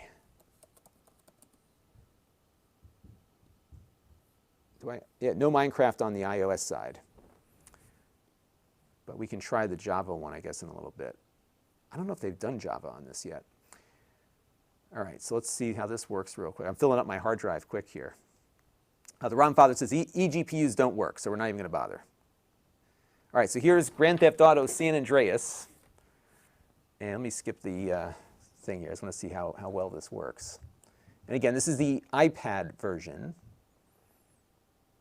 So I think some iOS apps are going to be better than others. Because to be honest, I'm not even sure how you're going to control this. Yeah, this is not going to be ideal. So touch the lower left of the screen. Yeah, so this is... So you're not going to play this game. Because you're going to have to move the mouse back and forth. You can't have... What if... Can you have two... Yeah, so you would think that they would maybe work out some interface. Because these trackpads are smart. They can sense multiple things. But it can't detect or doesn't seem to work with two fingers at the same time. So this game is not going to be all that playable. So you can punch here... But then you got to move the mouse over to the left-hand side of the screen to move. It runs nice, but I don't think iOS gaming is going to be ideal on this. So I'm going to make a note of that. A lot of games not on there. Ricky wants to know, do iPad apps work with controllers? And that is a good question. Do I have I have controllers everywhere, but not the right one. I did have an Xbox controller kicking. Oh, I have a PlayStation controller here. Is this one charged up? Let's see. Of course it's not charged. Oh, it is charged. Okay, so let me see if I can connect up this PlayStation controller. So I'm pretty sure that and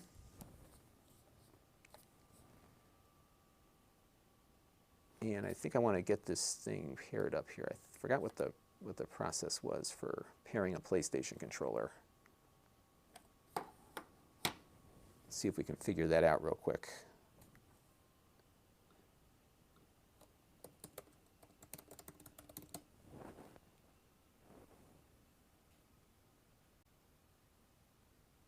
Let's press the PS button on the controller. I guess hold it down and it goes into pairing mode. Or is it? It was like there was a button combination, I think. Press and hold the PS button and the share button. That's right. Okay. So we'll get that into pairing mode. And we'll see. I would imagine that the game controllers will work.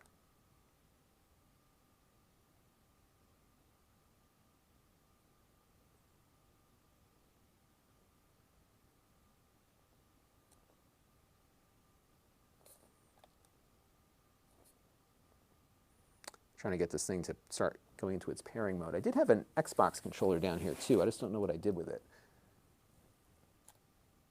There it goes. DualShock controller. We'll connect this up. That's connected. Okay, so there we go. So let's try San Andreas again and see if it works with the controller.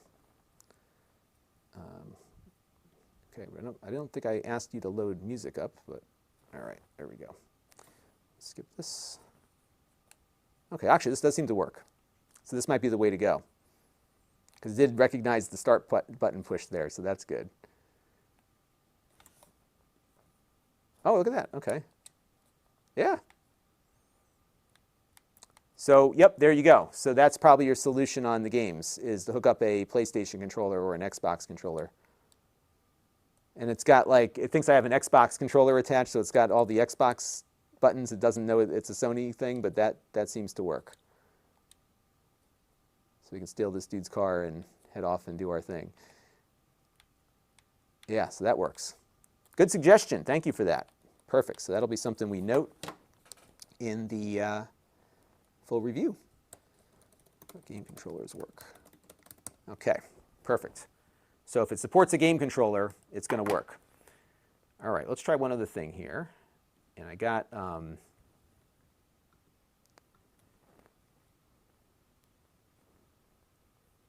Dolphin emulator. Let's try this. Let's drop it into my application. I got to set this thing. I have like a certain way that I set up my Macs, and I don't have this one set up that way yet, so I've got some work to do here still to get things going. So let's copy that over to the applications folder.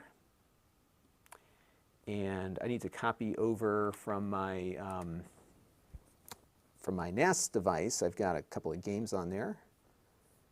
You know what we'll do? We'll throw the kitchen sink at it first. We'll try the Star Wars game. That one's usually pretty strenuous.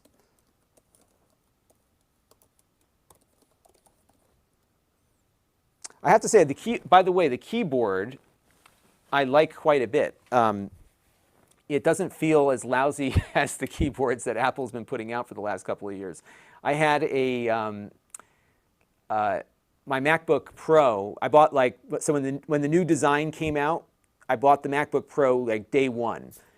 That keyboard, I'm on my third keyboard, and that one's starting to fail. I'm sorry, my second keyboard. That one's starting to fail already. So I had the work done on it, had it done again, and the same problems popping up over and over again. So that one's about to get sent back out again. And to Apple's credit, Star Wars Rogue Leader, yeah. I'm going to do Star Wars Rogue Leader. We'll copy that one over. And I'll copy over Wave Race.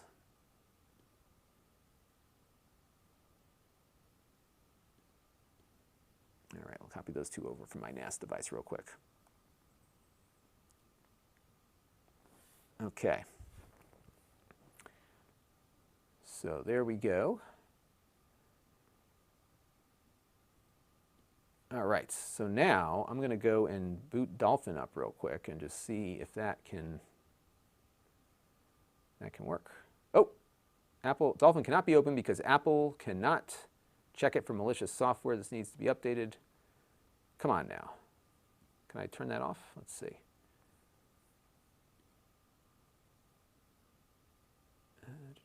Open anyway. Here we go. Open. Okay. There's always a way to bypass that stuff.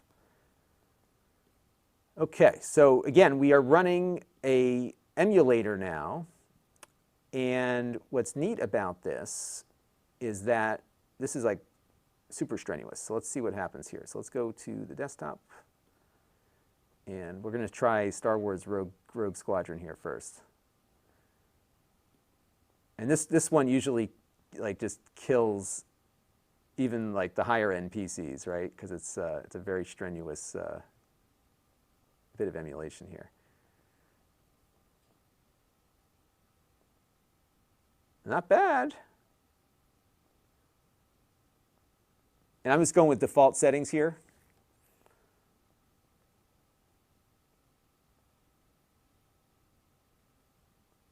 Wow. I wonder if they optimized this for... I don't think they did.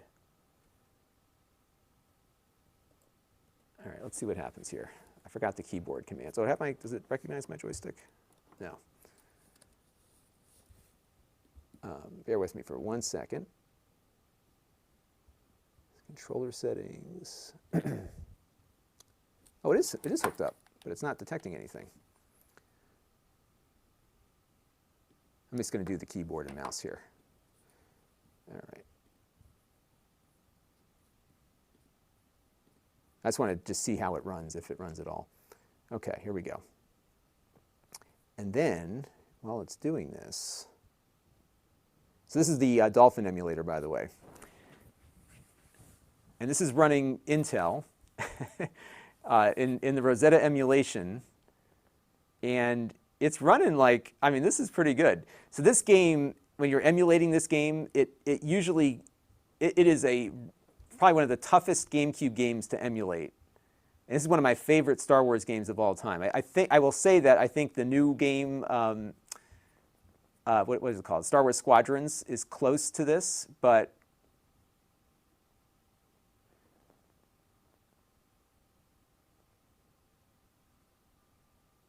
all right, here we go.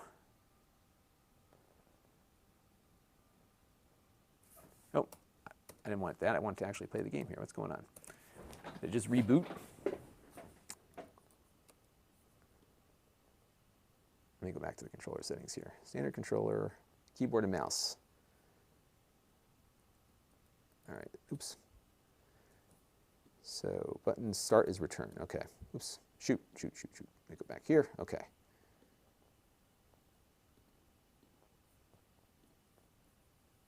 What's funny though is it didn't detect my controller. Like it's not detecting any of the button pushes here, even though it's paired up. So I think that part's not working. So that's why we're gonna go back to the keyboard and mouse here. And let's close that out. There we go. Yeah, it's a little bit of weirdness with this.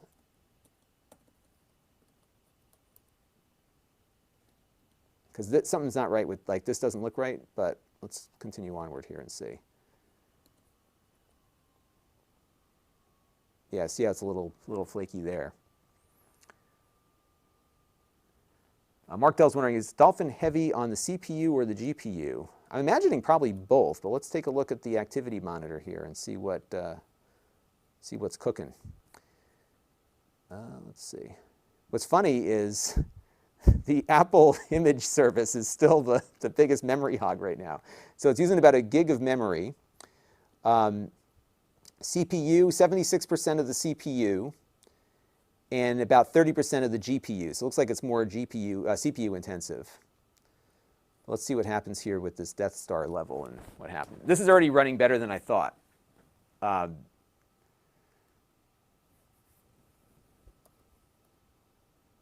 now it's starting to slow down a little bit. But this game, like I said, it's just notoriously difficult.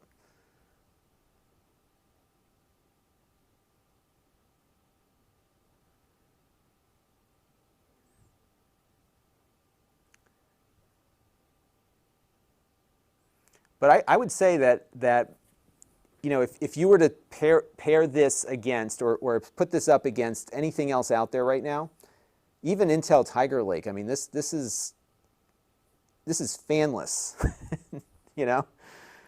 I mean, that's just remarkable. It makes you watch the movie.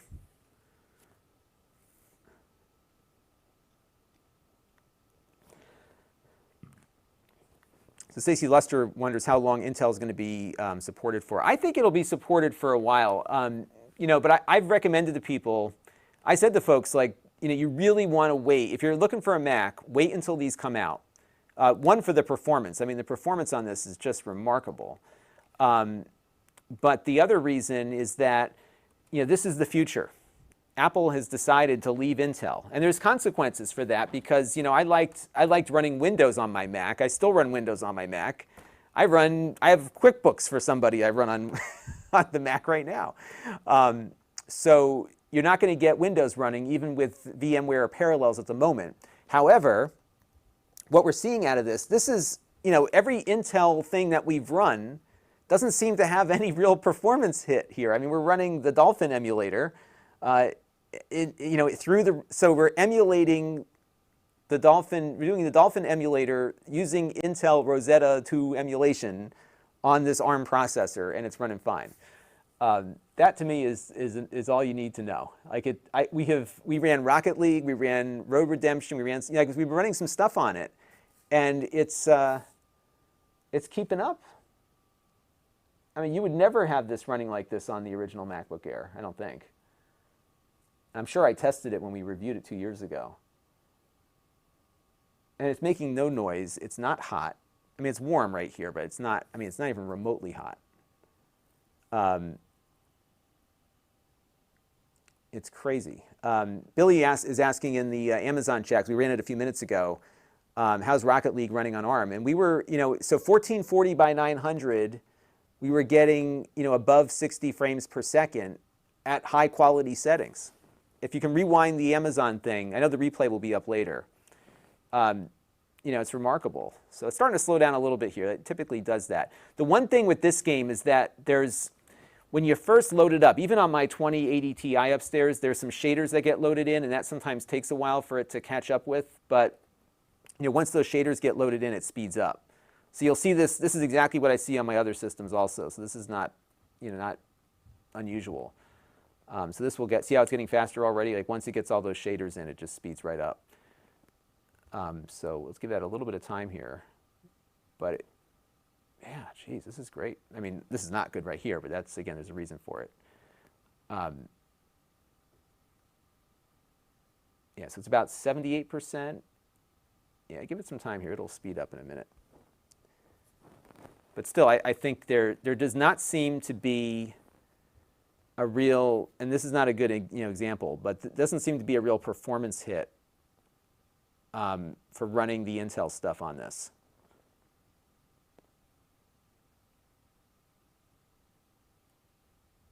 That Rosetta, Apple's really amazing. The Rosetta stuff is really, I think, is going to be a big, people are going to be surprised by how well the Intel stuff runs. In this game, you almost have to let it run for a little bit to get those shaders kind of dialed in, and then it'll speed up.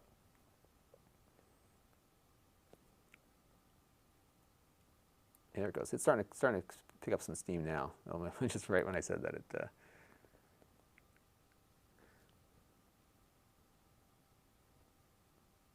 yeah, look at that.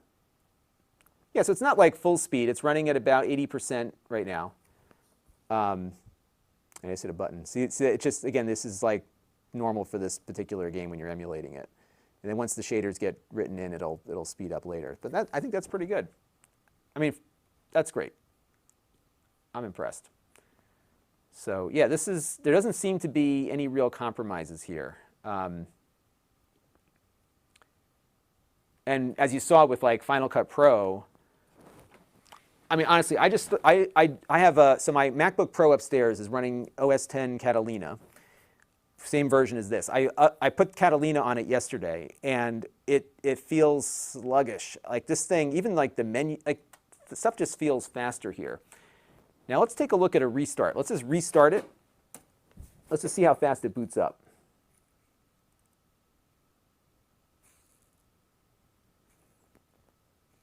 And Billy's asking about 64-bit versus 32-bit. Last year, Apple switched over to 64-bit only. And I'm guessing that was in preparation for this. So this will not run any 32-bit apps. So boot up here takes about the same. This feels about what it feels like typically. I think it's doing its update, which I asked it not to do. That's probably what's going on here. Not a good example. It's doing an update. That's why I didn't do the update when it told me to. Okay, there it goes. Now it's, well, recovery. Wait a minute. Why are we recovering? I just asked for a restart. I didn't ask for anything else. This might be the end of the stream. Stay tuned. I don't know why it's going into recovery here. Hang on a second, everybody.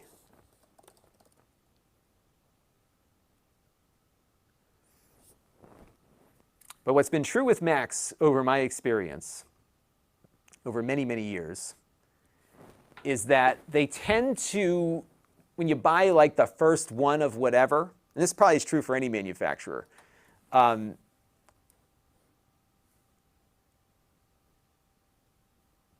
they tend to give you some trouble. So for example, my MacBook Pro upstairs, like I said, I think it's been out to repair about 4 times since I got it in 2016.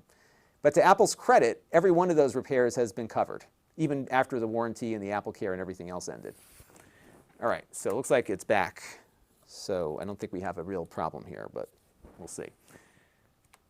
So yeah, so the boot up time doesn't feel any faster to me, although it could just be stuff going here. And it looks like everybody's asking about Minecraft. So we didn't find Minecraft in the, oh boy, I gotta turn Steam off. I don't want this loading up every time it boots up. All right, so let's go look for Minecraft real quick, and we'll make everybody happy with that. And let me get rid of Steam here. I'm going to have to get rid of, stop Steam from loading on boot. I don't like that. All right, so let me look for Minecraft. I think I have a Minecraft account. So let's see what happens. You guys want to see Minecraft? We'll get Minecraft and see what happens here. Computer, Mac. I own it. I haven't run Minecraft in a long time. My kids are starting to get into Minecraft. So we'll take a look at that.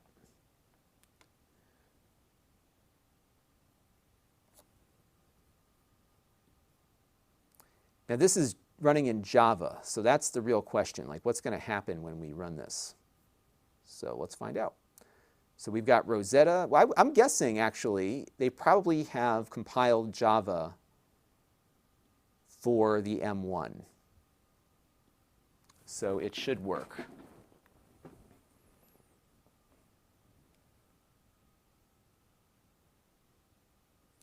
Alex is wondering here, I'm sorry to hear about your situation there, Alex. Alex got robbed and is looking to get a replacement Mac. I can't decide between Intel or this. This is what I was saying a little bit earlier. I would not buy an Intel Mac. Hands down, don't buy it. I would say if you are in the market for a Mac, and just know, like, we've seen performance out of this that, I mean, I had this up against the 6-core i7 on the Mac Mini that I bought just 2 years ago. Even with an eGPU attached, it was an RX 5 something, a 570 or something. This thing was a couple seconds faster on a 4K render. So the performance, I mean, the bottom line with this one is that, now again, I got the 8-core GPU version. This is the MacBook Air. You'll see the same performance out of the Pro, maybe more consistent performance because it's not going to throttle. There is no reason right now to buy an Intel Mac because of the performance out of this new chip. And the fact that Apple has pretty much spelled out where they're going. And where they're going is not Intel. So I found with Apple that, you know, for the most longevity, go with where they're going. So when they switched to Intel, they went over pretty quick. I mean, it was not long before PowerPC was supported for a while, but it kind of dropped off. So, that's something to keep in mind there. Let me just go in and grab I forgot my Minecraft password.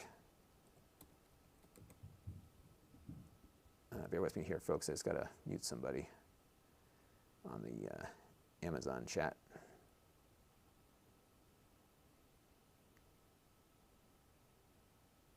Okay. All right, so let me go Minecraft PC testing procedure. Okay. We haven't tested Minecraft in a while, but a lot of you in the chat are really interested in it, so we're going to check it out real quick. And I just got to find my Minecraft password and check that out. Okay. I got it now. And we're not doing any optimizations here. We're just doing the basics.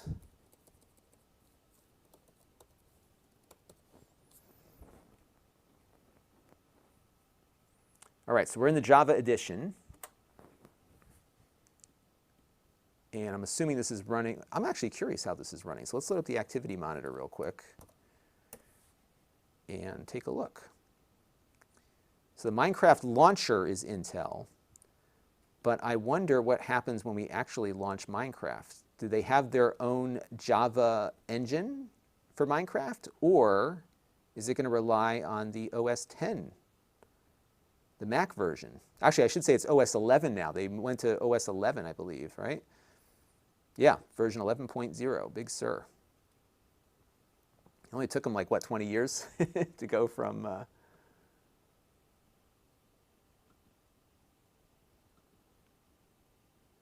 Okay.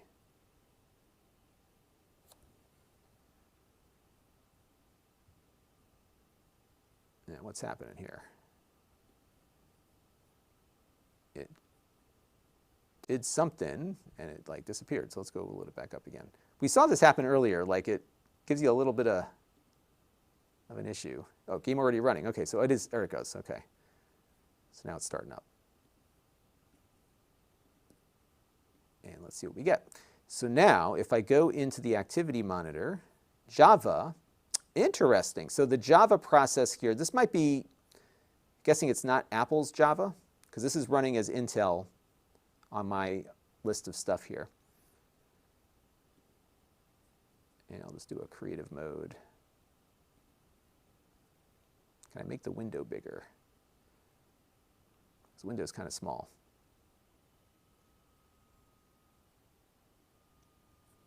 I have not played Minecraft in a while, so I'm going to rely on some of you folks to fill me in on that. Stacy Luster asked another good question here. What happens to those of us who bought Intel Macs already? How long do you think we have before we... I think you've got some time. I think you have some time. I don't think it's going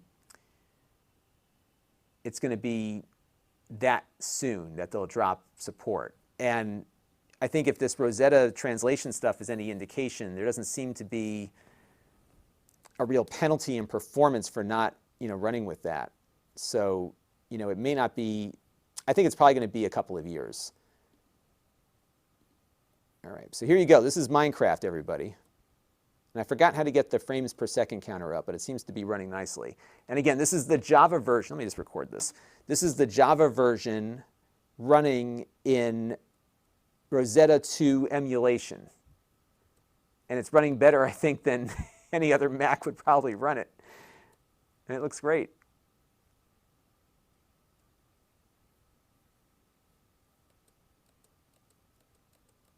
Yeah, I mean, this is good, right? I think I hit double tap to fly. There we go.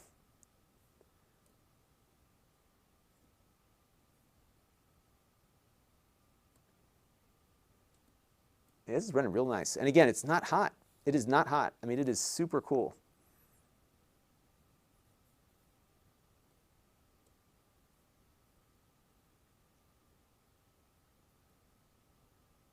So there you go.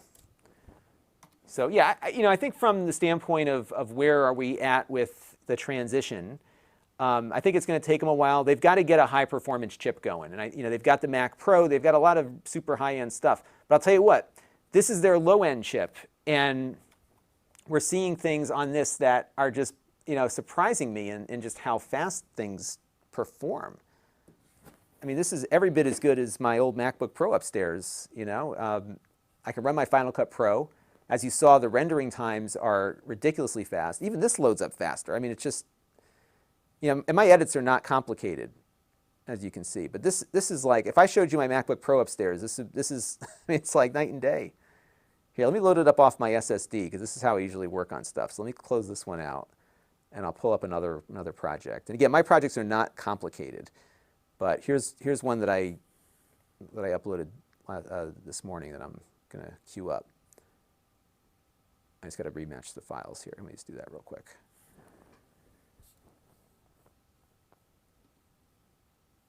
That's weird. It's not showing me. It says the file's missing, but it does have them all. But even just like navigating on this feels so much faster. It's really weird. Like it feels significantly faster. Now I have a 2016 MacBook Pro, so it's an older machine now. But I mean, this thing just is cooking. Like it just feels so. I don't have my other drive attached. That's why it's not working. Yeah, it just feels like a real improvement in performance. Let's load up Keynote. So this is what I use for my weekly wrap-up videos.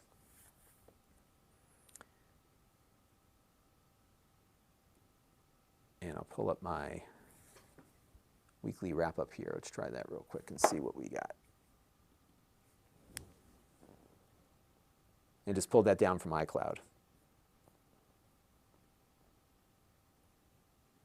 Now, granted, this is just my, my usual presentations that I do. But I mean, it's fast. I mean, it just obviously it's going to do this just fine. This is the the app. But even scrolling, everything just feels faster, and I can't quantify that with a number, but it's just so much zippier. So that's really good. The Blender benchmarks. People are asking about that. So I don't know if that's on. Where do we find that? Is that on the App Store? Let's see. So I have Cinebench, which I haven't run yet, so we should probably run that. Because I don't own Blender. I don't know if it's an open source thing. I try not to get into things that I don't know much about because it doesn't help the viewer. So I'm guessing it's not on there. But I do have Cinebench, which we did not run yet. So let's run that real quick. And then I got to get moving here. So this is the Cinebench benchmark, which we have run in the past. And this is optimized for Apple Silicon. So let's run it.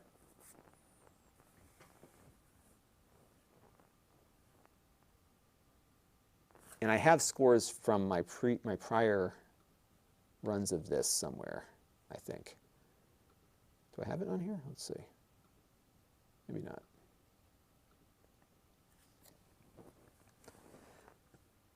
But it does give you some rankings here to compare against. So let's see what this comes up with when it's done. And we're running the multi-core test.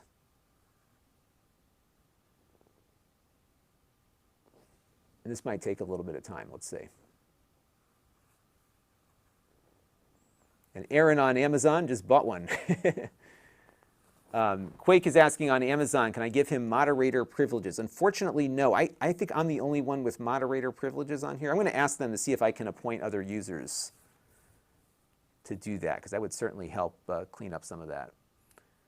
Now, it looks like this benchmark takes about 10 minutes to run, so we'll see where it ends up. But this is optimized for Apple Silicon. So this is running native Apple ARM. And again, I suspect that when this is running on the Mac Mini with the M1 or the MacBook Pro with the M1, it'll perform more consistently. So you might see slightly higher scores out of the other devices that have cooling fans, because you do have some active cooling on it. But I got to tell you, this has really exceeded my expectations. Because generally, you pull a laptop out of the box, you know what it's going to do, you know. And I've been doing this now long enough that things are, tend to be kind of a progression in performance increases. And you will find Intel machines that perform, better than this one, as you'll see here on the chart. So it just ran through one of its cycles there. My wife is making tacos. All right, so we got a hard out at 6 now because my wife is making tacos. Sorry, guys. It's Taco Tuesday at my house. Is it Tuesday? It is Tuesday. I don't even know what day it is anymore.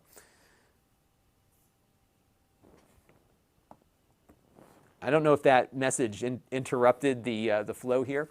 But let me zoom in here and just give you an idea as to, at least on this initial run. We'll see this score kind of reduce because we're going to be placing the system under load here for 10 minutes. But that's what it came out at, somewhere in the neighborhood of, an i7 7700K. And just below what looks like a 12-core Intel Xeon. And one thing to note on this Apple processor is that it has 8 cores, but not all of the cores are running at the same performance. So there's 4 high-performance cores, and then there's 4 lower-powered cores. And developers will, I guess Apple said that their APIs will optimize for the right core at the right time. But I'm guessing developers probably have some ability to adjust that as well.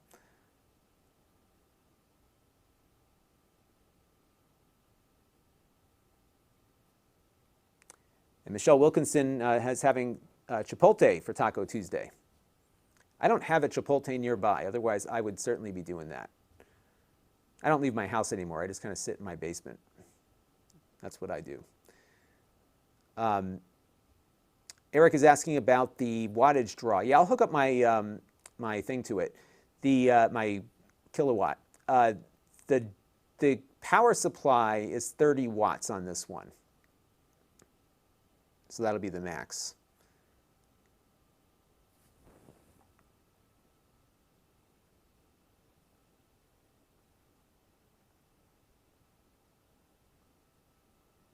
And Michelle says, my basement is decent. Yeah, this is my, I call it my midlife crisis room. So the fun thing about all the tech behind me is all this stuff, with the exception of that, the rest of this stuff is all mine from when I was a kid. So the 2GS there was mine. That Mac SE I bought a few years ago just to kind of round out the rest of the mix. But all of this stuff is all from my, my Gen X upbringing as a young lad. This is going to go for like another 5 minutes here. Yeah, so we've got till about 6 because then it's Taco Tuesday time. And I'm going to get the family time in. But the good thing is I think I've accomplished a lot of good stuff here for what I want to do for my video.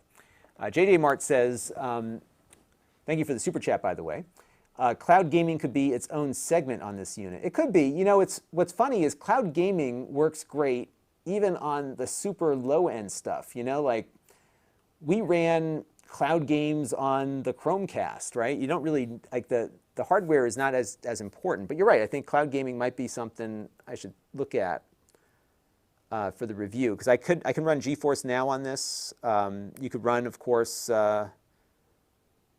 know, Google Stadia. Pretty much anything, really, I think would probably run here.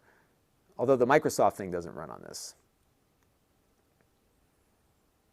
And we're just letting this thing finish up. This is the multi-core test.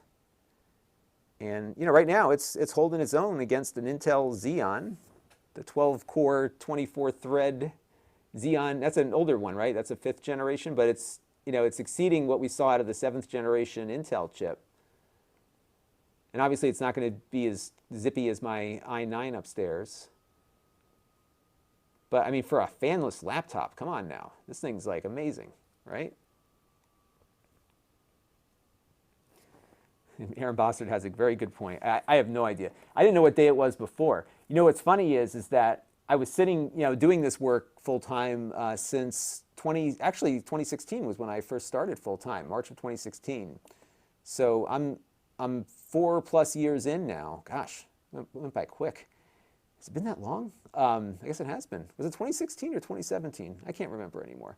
But it's been 3 or 4 years doing this. And what's funny is that throughout the course of this adventure, I took on some volunteer work and volunteer things just so that I could get out of the house. And you know, when the COVID hit, you know, that was like, it was good therapy to get out of the house and see people and go to meetings and stuff. And so now everything is in the house. So what I've done is I have moved.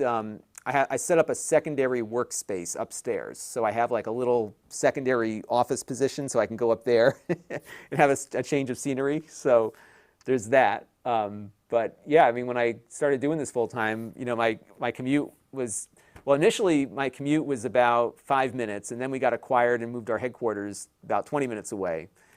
So I had like a 25, 30-minute commute every day towards the end of my full-time job life. I'm now I'm totally unemployable now, by the way. I would never work again for a company. You know, that was fun. And then I went from, you know, 20-minute commute to just walking downstairs in the morning. That's been it. So work never really ends when you work from home like this. And when it's your own business, like, you're always doing stuff. So I'm working 7 days a week, but I enjoy it. I had a lot of folks asking about Homebrew, and I'm sorry, we're probably not going to be able to get to that today, but I will check and see if it works on here. I know a lot of folks are interested in that. I would imagine it would work. And we're running a little benchmark right now called Cinebench. And we're just letting this thing kind of finish up its run. And what's nice about Cinebench is they give you a ranking in how it compares to other systems. And what it's basically doing here is it's rendering in a little scene. And this is getting progressively slower, I think, as it's going, because it will thermal throttle. But it's good. It runs for about 10 minutes. So it's been kind of fun. Joey M wants to know, can this be overclocked? Probably not at the moment, because it's Apple. But if you can figure that out, it'll do that.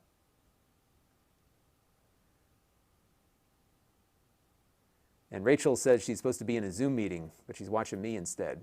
I don't know if that's more interesting or not. You know, the fun thing about Zoom meetings is you never know what's going to happen in a Zoom meeting. And I think we're almost done with the test here. We got 30 seconds left on this one.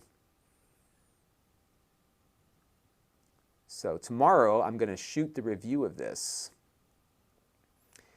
And as Arisman said, a lot of reviews have already dropped today. And here's one of my frustrations, because you know, you'll hear a lot of, I'll put this up for everyone to watch this. Now, I'm not going to be giving out sour grapes here, but I will make a comment about reviews and ethics.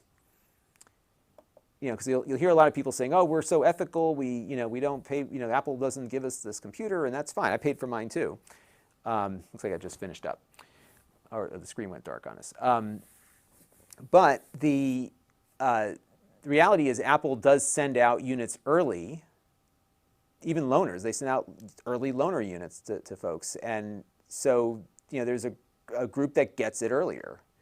And they're able to get their reviews up faster. So that's why I'm live streaming this right now, because I can't do a review if I've, you know, here's the thing, I need to actually spend some time with this computer. So I'll be spending time with it. You know, we've been streaming now for, how long have we been streaming for? We've been going for, 2.5 hours. So, you know, that was the unboxing and the initial setup and getting all the software installed and getting some of the Final Cut benchmarks. And the next thing I'm going to be working on is just kind of getting a feel for the battery life and the day-to-day kind of activities with it and all of that other stuff. So it takes time to review something properly, you know. So if you have a 2-week head start, like a lot of these publications do, it's often hard for me to compete on that. Although my motivation on this one is that I'm actually going to be using this computer. I bought it to use it. So it's going to, you know, initially I thought this was going to replace my MacBook 12-inch just to have a smaller unit that I could use here on the desk. Although I'm beginning to wonder if this thing may have more potential than that, because we saw with the video editing just how good it was. So let's see. Okay, so it just finished up, and we got a score of 6,810. And you can see where that stacks up. I'm just going to do a quick recording here. I'm going to zoom in a little bit closer here and just get this for B-roll. Let's see. Yeah, I'll get it a little bit higher because I want to get the score in there. There we go. And let's record that for B-roll real quick.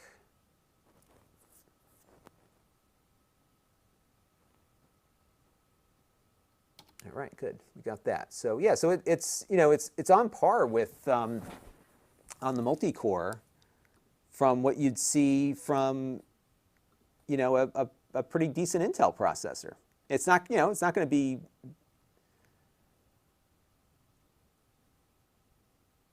it's pretty good. Okay, so we're going to go and just mark this 6810. And this is the score on Cinebench multi-core. I'll have to run the single core a little bit later. Okay, good stuff. So yeah, I'm impressed. I think this thing is a real winner. Performance-wise, like I said, I'm really, I don't know why my bottle cap is on here. I'm really pleased with this. I think they've done something special with this new chip. It is really hauling. And surprisingly, the Intel stuff is working really good on it. So what I want to do before I close out is I want to get, so I use Chrome and I use the Brave browser, which is a kind of a Chrome derivative. And I'm curious as to how that might perform on here.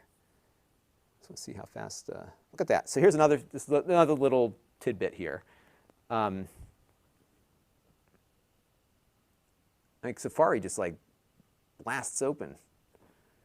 It's really, really quick. You ready? Watch this. Watch Safari. Boom. It's up. Just like that. It's crazy fast. So let's go to Google and we'll just grab Chrome. Because I don't think Chrome yet has an M1 version. And they don't offer Chrome through the App Store. So you've got to go and grab the DMG file here and kind of drag it into your apps folder. Oh, you know we didn't run yet? We didn't run the browser benchmark. We should do that too. So we will run that real quick. What I'll do is just run the 2.0 test, and I'll run the 1.0 a little bit later. So let's close that out. Let me load it back up again. Browserbench.org. And we'll go to speedometer. This is version 2 of the speedometer test. This is a test that measures how fast the browser rendering is. And it's a good test of a browser, but it's also a good test of a computer, because you can compare one computer to the other and how it does all this rendering. Look how fast it's cranking through this. So let me go over to my test results here. Let's see what we get. Like this is going super quick. Let's see what we get. All right, whoa, 220. This is the highest score. Yep, by far. By like a lot. This is faster than Tiger Lake on the Intel side. I've never seen a score this high, ever. That's remarkably fast. That's nuts. Honestly, I've never seen it go that quick. Let's try that. Let's try it again. Let's just close it out, and we'll go back in and load it up again. All right, well, let's run it one more time, just to be sure it wasn't an anomaly. This is the single highest score I've ever had on this test, and not by a little bit, but like almost double. So the Dell XPS 9310, which is the brand new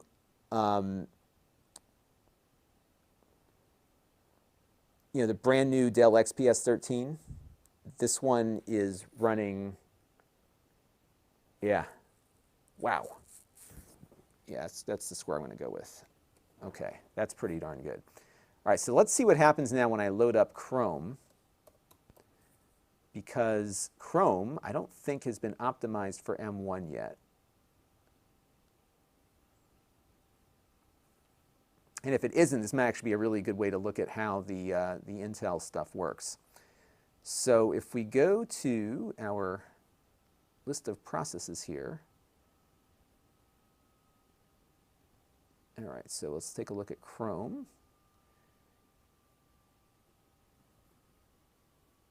I'm just trying to see what it's running as here. So Chrome, Intel, yep, it has not been optimized yet.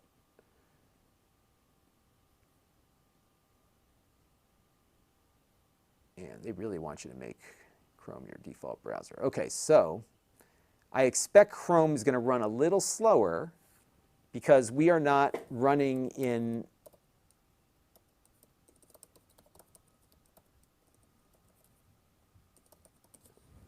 so let's see what happens here.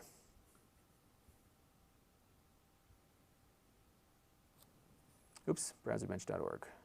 Hang on. Okay, so now we're going to run this test again, but with Chrome. And remember, Chrome is running in Intel, so it's not optimized for this chip like Safari is. And this is going to run slower. But I'm curious to see what the score is when it's done. Because again, we are translating the Intel code on the Chrome browser to the M1 and then running this JavaScript on top of it.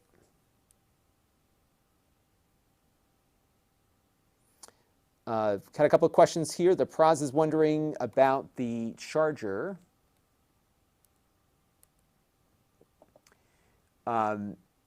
This is using a 30-watt charger. I believe the MacBook Pro has the 60-watt charger, but this one's got the 30-watt.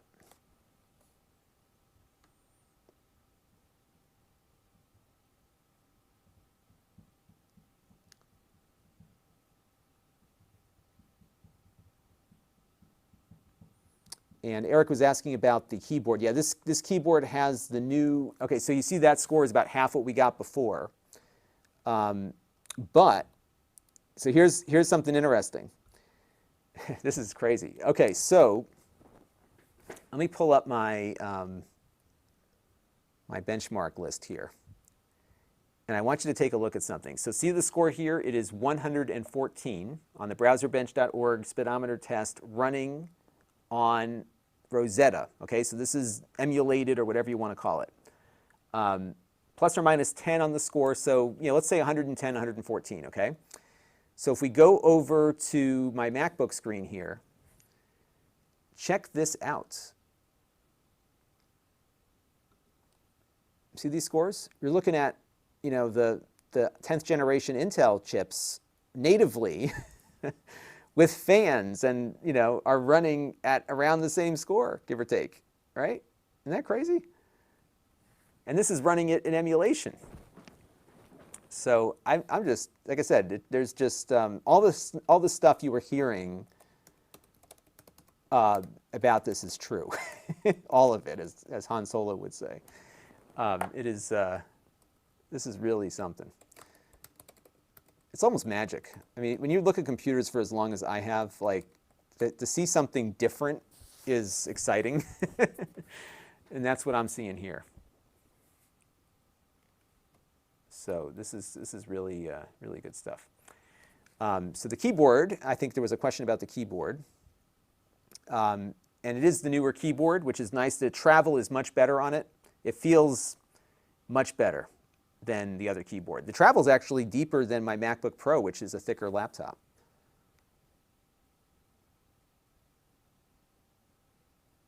So that's pretty good. All right, let me get some folks out of here. Give me 1 second, folks.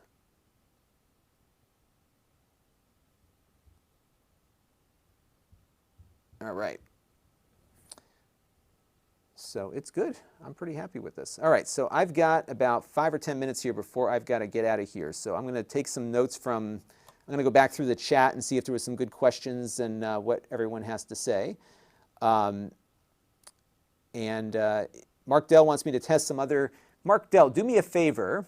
I would love for you to email me some apps you'd like me to run. That would be really helpful. So please do that. That would be great.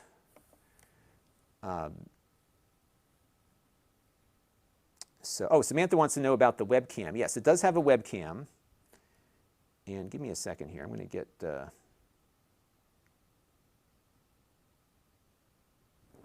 Let's take a look at the webcam. So some folks said that the webcam is not great on this one. So let's take a look. And you know what we'll do? Let me pull up Photo Booth.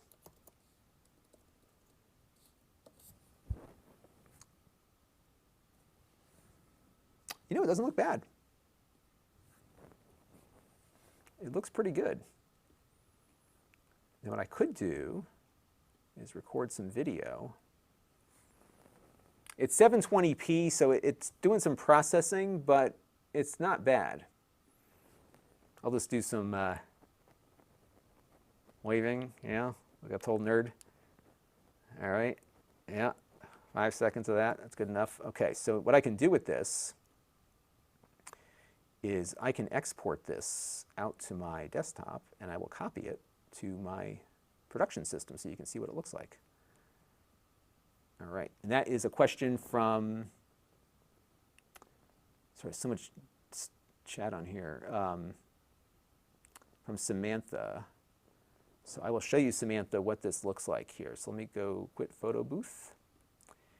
And I'm just going to copy this over to my system here so you can see what it looks like. Give me 1 second. Just going to grab it on my network attached storage device. Got like a whole bunch of stuff that you have to connect things through. And this will probably be one of the last things I can do because I've got some tacos waiting for me upstairs, which I am very excited about.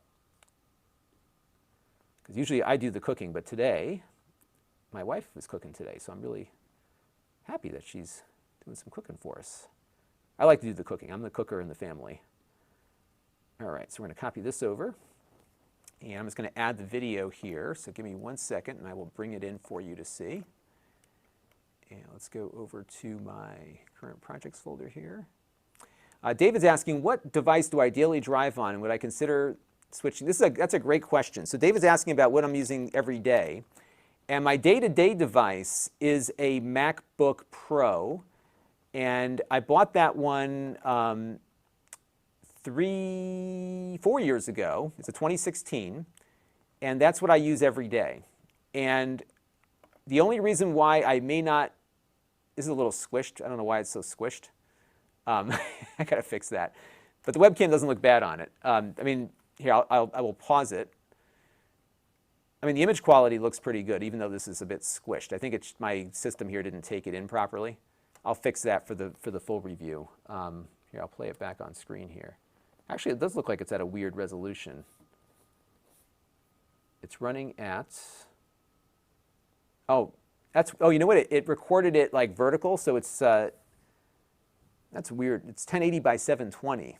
But that was in Photo Booth. Let me record it in QuickTime. I should have done that first. Now I can save it directly into the spot there, so that'll be easier. Okay, this is what we wanted. Ignore that last test, Samantha. We're going to do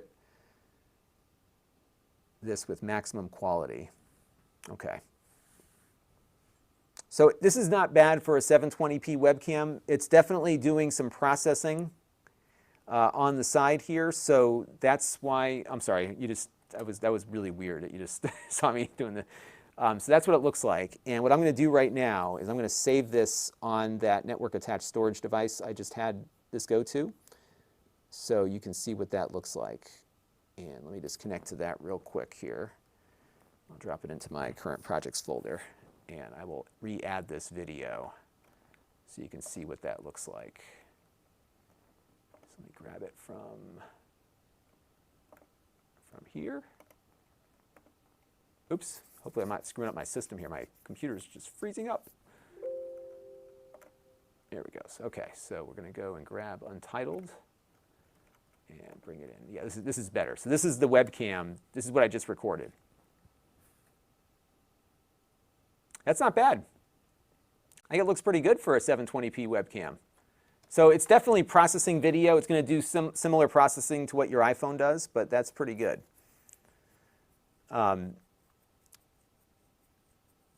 Ed Chin just ran Cinebench on his MacBook Pro from 2013. Got a 1080 on the score.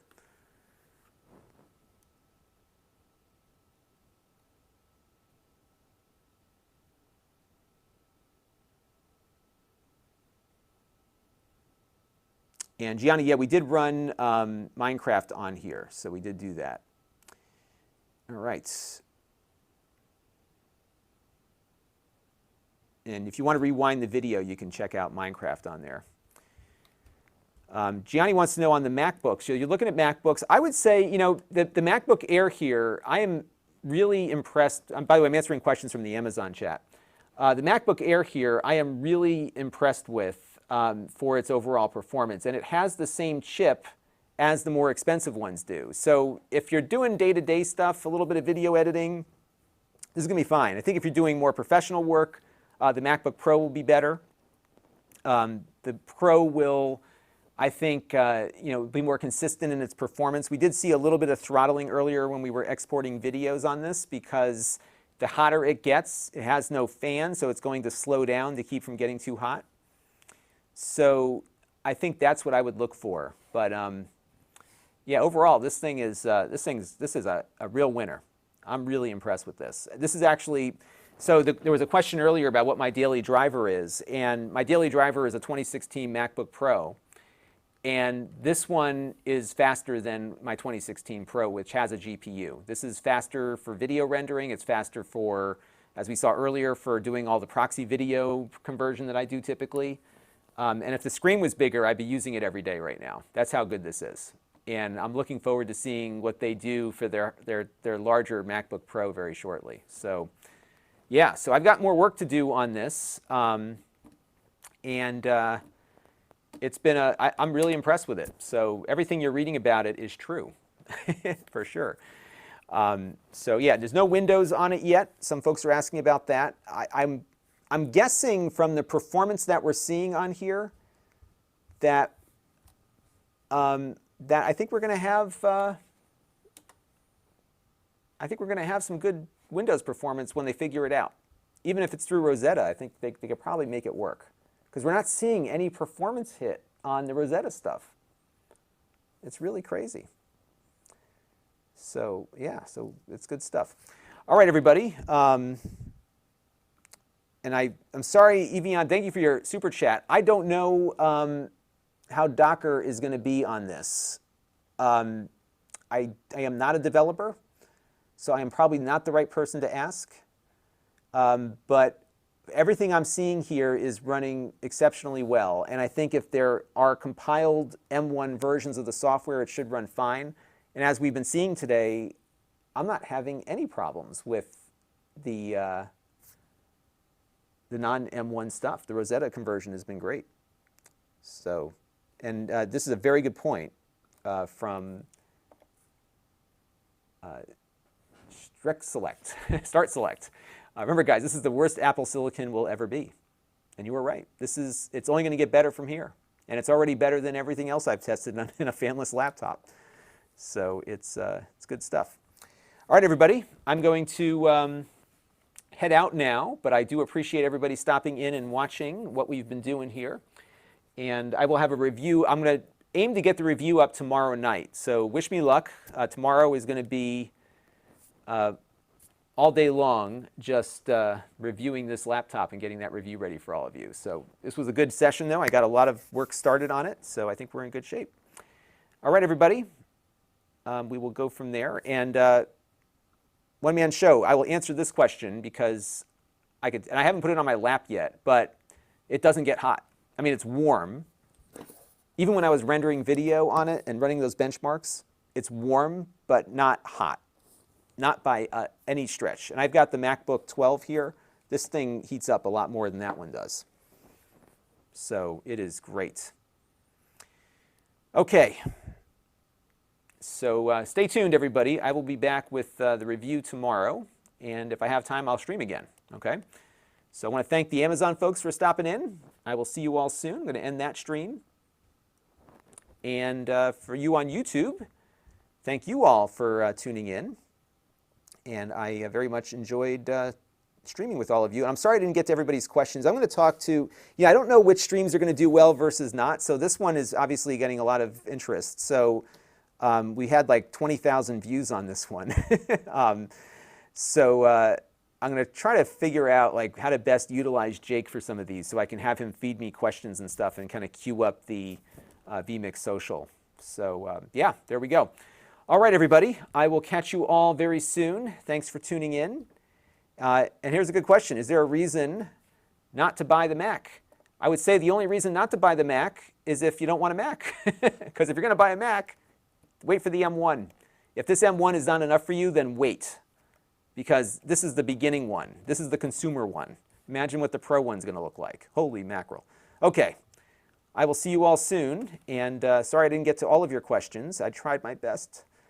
And we'll get more in soon. Okay, I will catch you all shortly. Thanks for tuning in, and we'll be back again very soon. And look for the review.